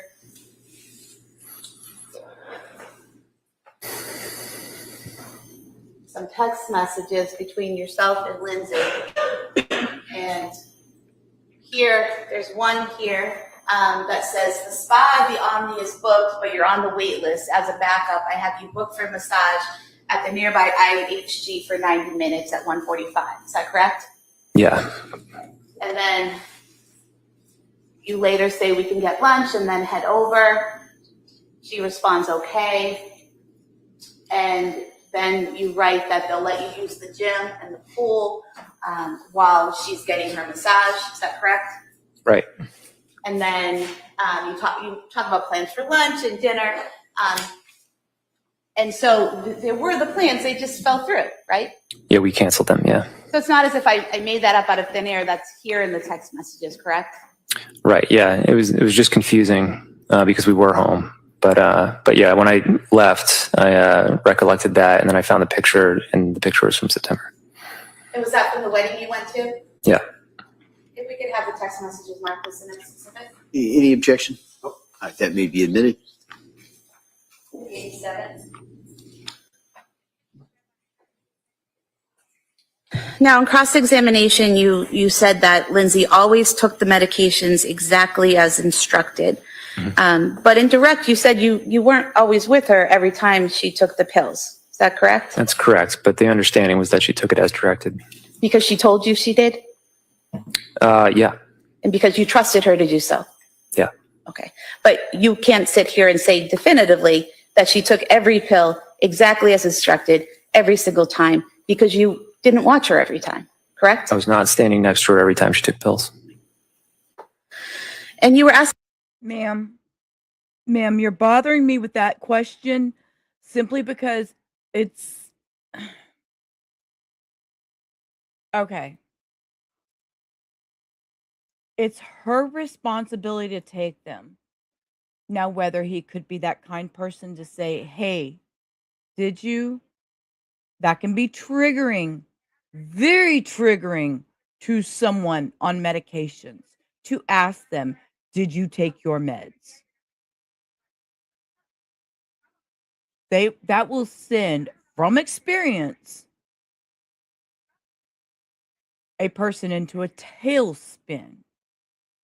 It can be a trigger. So let's not act this way towards him. I'm a little bothered by what you're asking him. Yeah. Okay. But you can't sit here and say definitively that she took every pill exactly as instructed every single time because you didn't watch her every time, correct? I was not standing next to her every time she took pills. And you were asked about the Facebook search in August 23rd, 2022. And you were asked about being on the Surface Pro and looking up the country singer who had killed himself. Is that right? Right. Okay. So I think that what you said when you were asked by defense counsel about whether or not you accidentally went to this site on methods of suicide, you said that could be likely, that might have happened. You're not sure, correct? It's so subtle that I don't remember specifically, but I do remember listening to Tom T. Hall. Okay. How often did you listen to him? It was like for a week. Okay. And so were you aware that on 8/23, August 23rd, 2022, at 9:40 a.m., someone signed into Lindsay's Facebook account on the Surface Pro? No. And then at 9:43 p.m. is when the Tom Hall site was accessed. Do you recall that? Yeah. And at 9:45 a.m. is when a person, not just hit a link by accident, but actually had to click on a link to go to suicide methods. Are you aware of that? No. Okay. Is there any reason why you would have been going in and logging on to Lindsay's Facebook account while going on Wikipedia and looking at suicide methods all in that same 5 minutes? I didn't log into Lindsay's Facebook ever.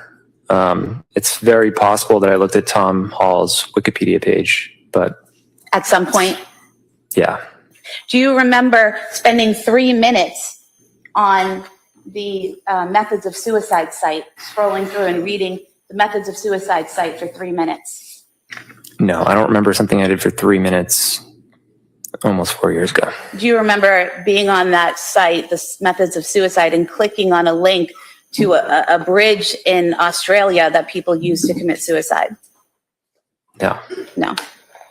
So in this 5 minutes or so where someone's using the Surface Pro, using Lindsay's Facebook while doing that, and then clicking on these links you don't remember, you think it might have been you? I have no idea.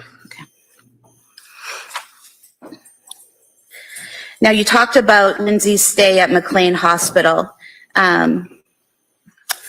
You said that it was a locked ward. She had to stay there. Is that correct? Correct. But it was a voluntary commitment, wasn't it? That doesn't make Yeah. Ma'am, a volunteer, ma'am. Okay, lower it, Sheila. Even in a voluntary commitment, it's still a locked ward. Don't act stupid or new to this. You didn't file any, that it was a locked ward. She had to stay there. Is that correct? Correct. But it was a voluntary commitment, wasn't it? Yeah. You didn't file any legal paperwork to have her committed, correct? Correct. There was no court order making her stay there, correct? Correct. So if she wanted to leave and express to the doctors that she wanted to leave, and they didn't believe she was a danger to herself or others, she could leave, correct? It's not. To be honest, I don't know. Okay. Oh God. Now, you stated on direct examination that you visited her 2 times during the time that she was there at McLean, right? At least twice, yeah. And you said those were in the evening hours, is that correct? Yeah, afternoon, evening. Afternoon and evening. So you weren't there during the morning and early afternoon hours when they were offering these group therapies and when she was meeting with other practitioners? I wasn't there in the morning. And were you there during the when the staff was checking on her every 15 minutes? No, but she did tell me about that. Okay. And were you aware that she was evaluated several times and at first she had to stay on the unit, but then eventually based on what she was telling them, she was allowed to go on the grounds with staff? I was aware that she went on at least one walk. Okay. And so people were seeing her and interacting with her and changing the way her stay went at McLean Hospital throughout her stay. Yeah. And you talked about Dr. Goodhart recommending medications. I'm sorry, this prosecutor lady is acting like, to me, I don't know. I feel like she's thinking or making it look like she should have just been locked in a little bitty 4x4 room, padded, all dosed up, or I'm like, what the fuck is this late? Look, even Cindy, you don't have to turn on your camera, but baby, if you want a link to come sit up here and watch this shit with me, you are more than welcome. Okay, I'm telling you, if you want to, I will let you. This is. What was the medication that you said that she recommended? I thought it was Cymbalta, but I think she ended up taking amitriptyline.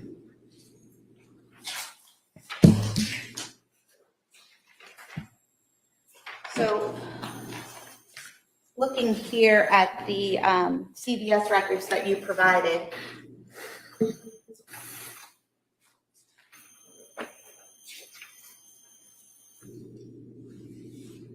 we see, I'm sorry. Oh my God, look at the list. Look at the CVS list. So we see Oh my here, Here we go. Aaliyah Goodheart, second from the bottom. Yep. Trazodone, 50 milligrams.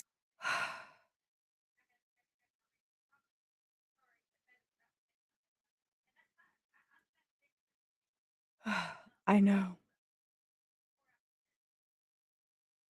And it's not that easy. You just stick your clothes on and walk out the door. No, ma'am, it doesn't work that way. There is hoops, and those hoops are so big, and you're gonna jump not for hours. You'll probably jump for at least a day to get through any type of those hoops.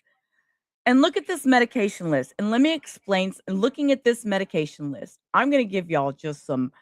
You see these 25 milligrams? Okay. Probably she had these. They said, take 2. Take 2. That'd be 50. Okay. That wasn't working for you. Okay. We're going to up it to 100 milligrams. So you're just going to take 1. 1 wasn't working. Go ahead. Because we're going to go ahead and up this to 200 milligrams. So I'm going to give you another dose. Take 2. Okay, I see this. I see these increments. Knowing my medications, I'm looking at these. Lorazepam, 0.5, up to a 0.1. This is because it wasn't working. They were trying to adjust the dose. And this doesn't happen overnight. Adjusting dose. Cindy, I'm going to scream. So you thought that Dr. Goodheart had just recommended medication when there was actually a prescription that was given by Dr. She's Goodheart, painting correct? this. Right, but I believe, so there's another one as well, lorazepam. I believe those were prescribed while she was staying there. And so they were filled at CVS and sent to McLean? Possibly. I remember there was an issue where she didn't have her medications when she went to McLean, so she needed them to be brought there. She was discharged on January 5th, correct? Right. Are you aware that this document from CVS says that the prescription for Trazodone 50 milligrams prescribed by Dr. Aaliyah Goodheart was filled on January 5th, 2023? Right. Okay. And then the other prescription by Dr. Goodheart, the lorazepam, was also 1 milligram lorazepam was also filled on January 5th, 2023, correct? Yeah. So that's when she was discharged, not while she was staying there, correct? Okay. Trazodone is for the sleep. So they were giving her the trazodone for the sleep. And then they gave her lorazepam, which is an Ativan Valium type pill that's going to take away any anxiety you're having and relax you. So those are the 2 pills they're releasing her from the hospital.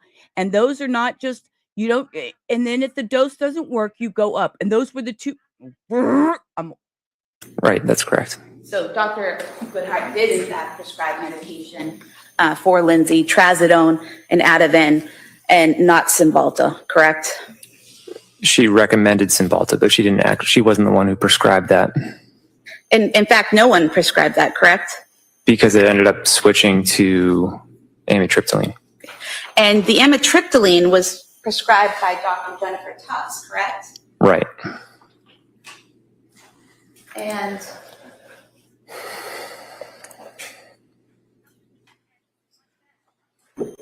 Can't wait till I get my ducks.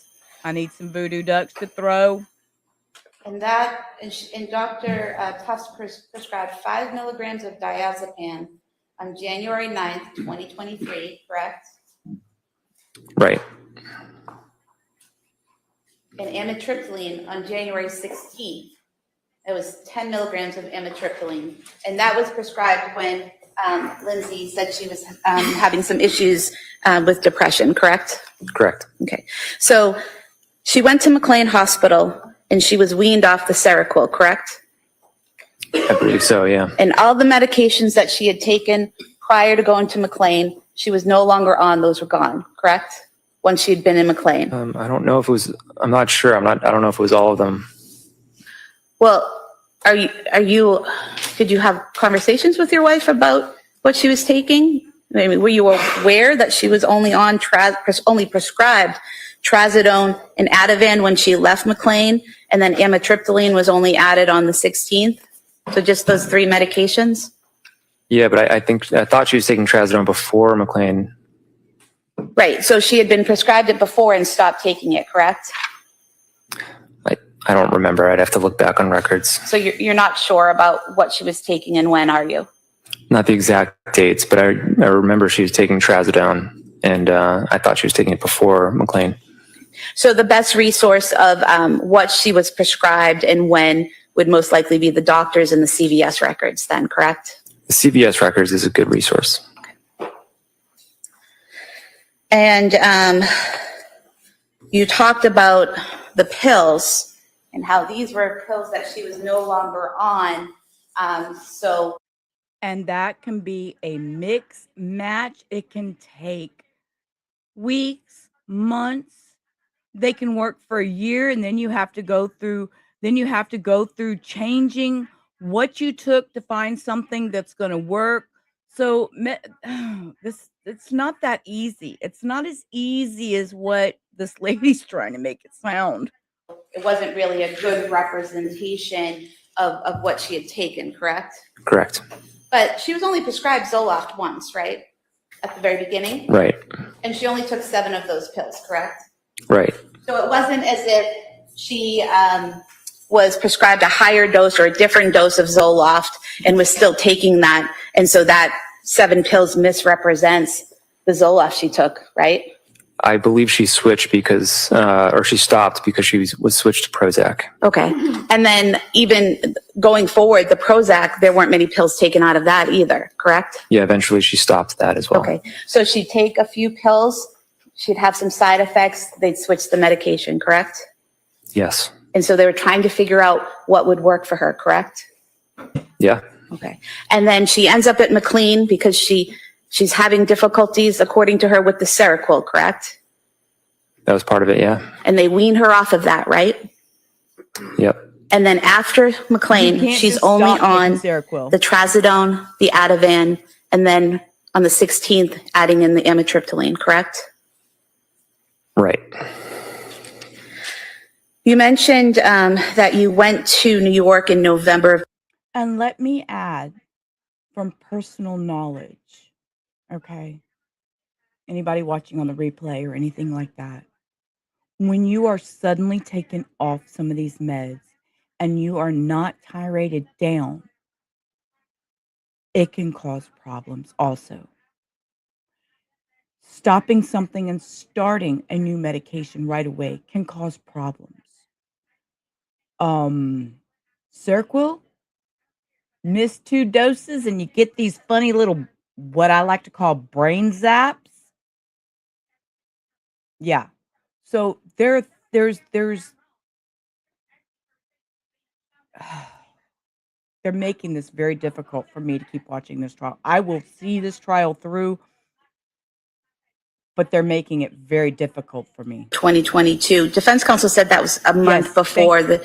Thank you, Cindy, for saying that, because that's I think I'm having problem. I'm truly resentful of this prosecutor for muddying the waters that are already complex enough without adding her inaccurate and misleading information. That is, I'm having a problem with that. From my factual knowledge of what I personally know, I personally felt, I've personally dealt with, this is a lot of misleading, in my opinion, from my experience. The Not children happy. were killed, but that's actually 2 months before they were killed, correct? It was, yeah, it was about a little more than 2 months. And she hadn't been on the Seroquel yet, right? I don't know exactly when she started the Seroquel.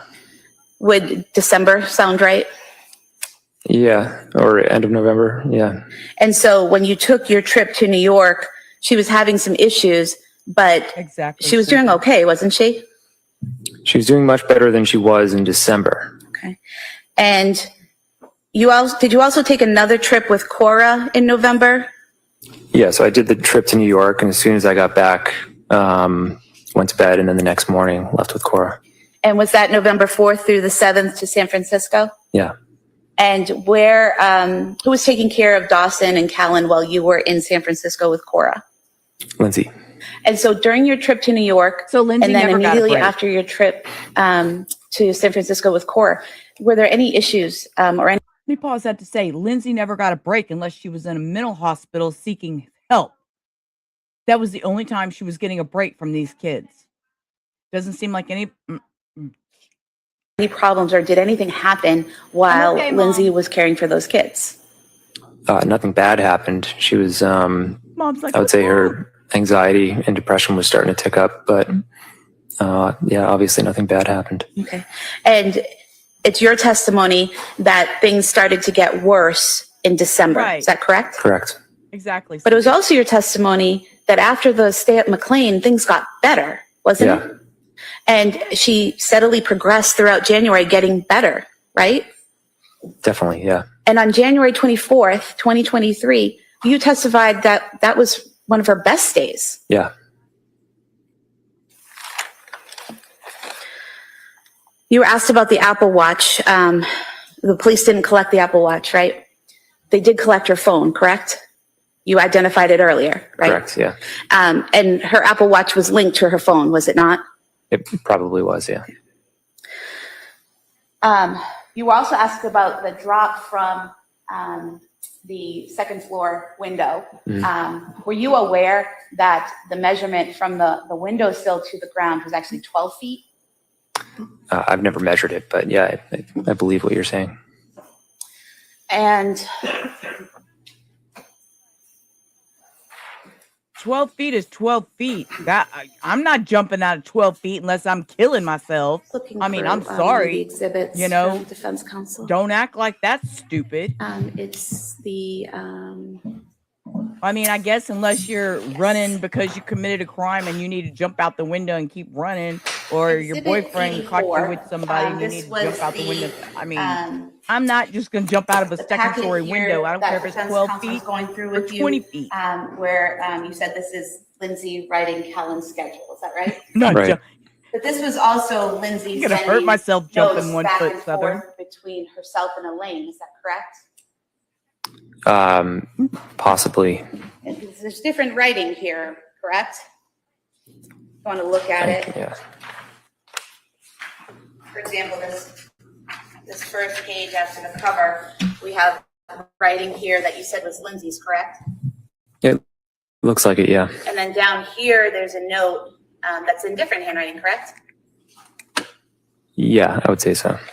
So were you aware that Lindsay was using this notebook to communicate back and forth with the nanny about Callan's care? She had different notebooks. She always had a notebook that she would leave for the babysitter or for me. And so, for example, on Tuesday, September 4th, she wrote, last fed at 6 a.m., give him a bottle whenever he wakes up. He likes it very warm. He's been resisting the bottle. If he won't drink it, after 45 minutes of trying, please text me to let me know. Put down for next nap 1 hour after he wakes. Try to put down drowsy but awake. But if he cries, pick him up and rock, bounce, or hold him until asleep, then put down. He usually sleeps 45 minutes, but let him sleep as long as he wants. These are very detailed notes that Lindsay is sending to the nanny, correct? Yeah.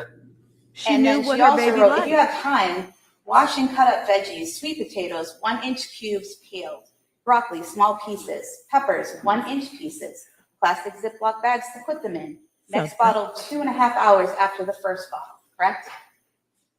I believe what you're reading, yeah. So very particular about what she wanted the nanny to do, how she wanted her to do it, and when to feed Callan, when to put him down for a nap, all of those things. Very particular, correct? Sounds like it, yeah.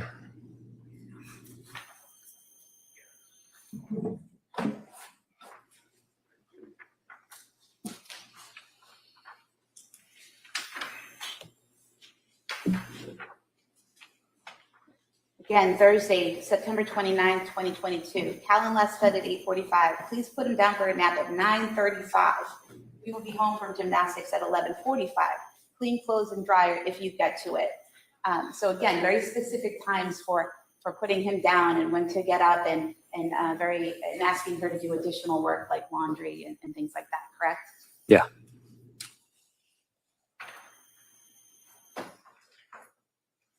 Again, October 6th, Ate at 8:15, fell asleep at 8:40. Changing tables now in the bathroom. If he wakes before 9:40, give him 15 minutes to settle himself back to sleep. I'm hoping he will sleep till 10:15. If he is still asleep at 10:40, wake him. Feeding at 11 a.m. First try bottle. If he doesn't take it after 15 minutes, make oatmeal. 2 tablespoons of oatmeal. Make thin with breast milk. Can heat for 5 to 10 seconds. Again, very specific directions on what she wants done and how she wants Callan cared for, correct? Yeah. And throughout this notebook, it's more of the same, correct? Or have you even seen that? I haven't seen it. Yeah.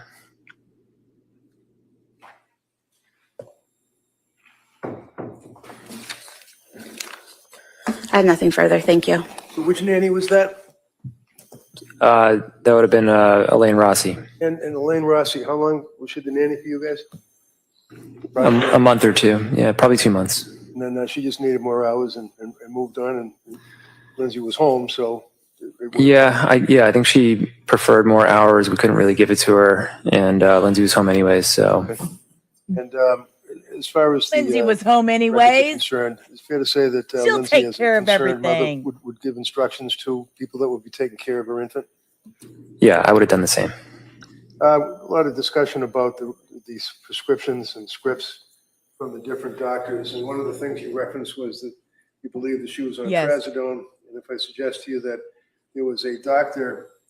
Izad Parayarara Kavon on November 16th of 22 that prescribed 50 milligrams of trazodone while she was on buspirone and fluoxetine. Does that refresh your memory that in November she was prescribed 50 grams of trazodone? Yeah, I remember trazodone being like a part of the medication plan for a while. And one of the things that you did, as we talked about, is you went to CVS and you got a list of all the drugs, right? Right. And if I suggest to you, sir, that this is just an easy reference with different colors for different doctors of exactly what the CVS provided, does that appear to be fair and accurate of the scripts that were provided? Yeah. Can I see which one that is, please? No objection. Okay, that may be admitted. That's all I have, sir. Thank you. Okay. All right. Thank you, sir. You may step down. Thank you. Counsel, could I see you?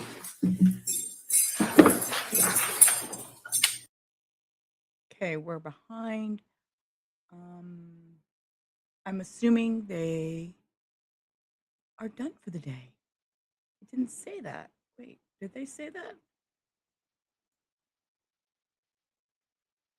Let's back it up just a little bit. They may have said good night, sweetheart.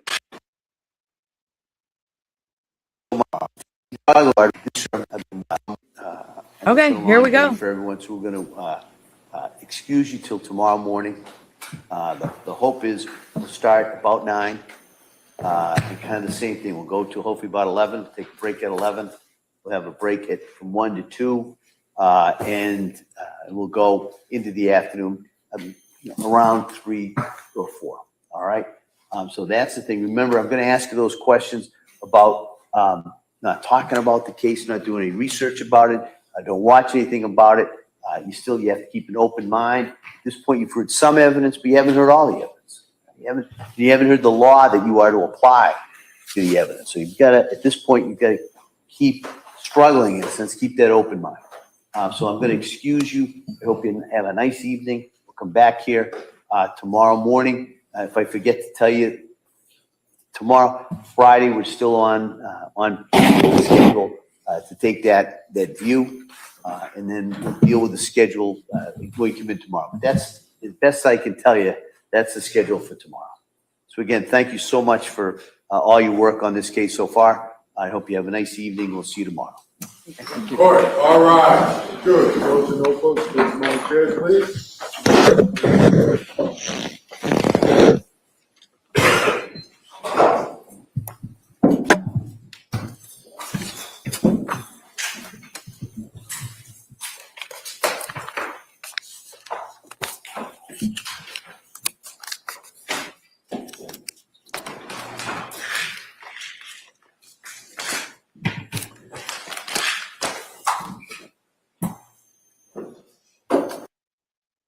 Okay, and there's that goodbye look on her face.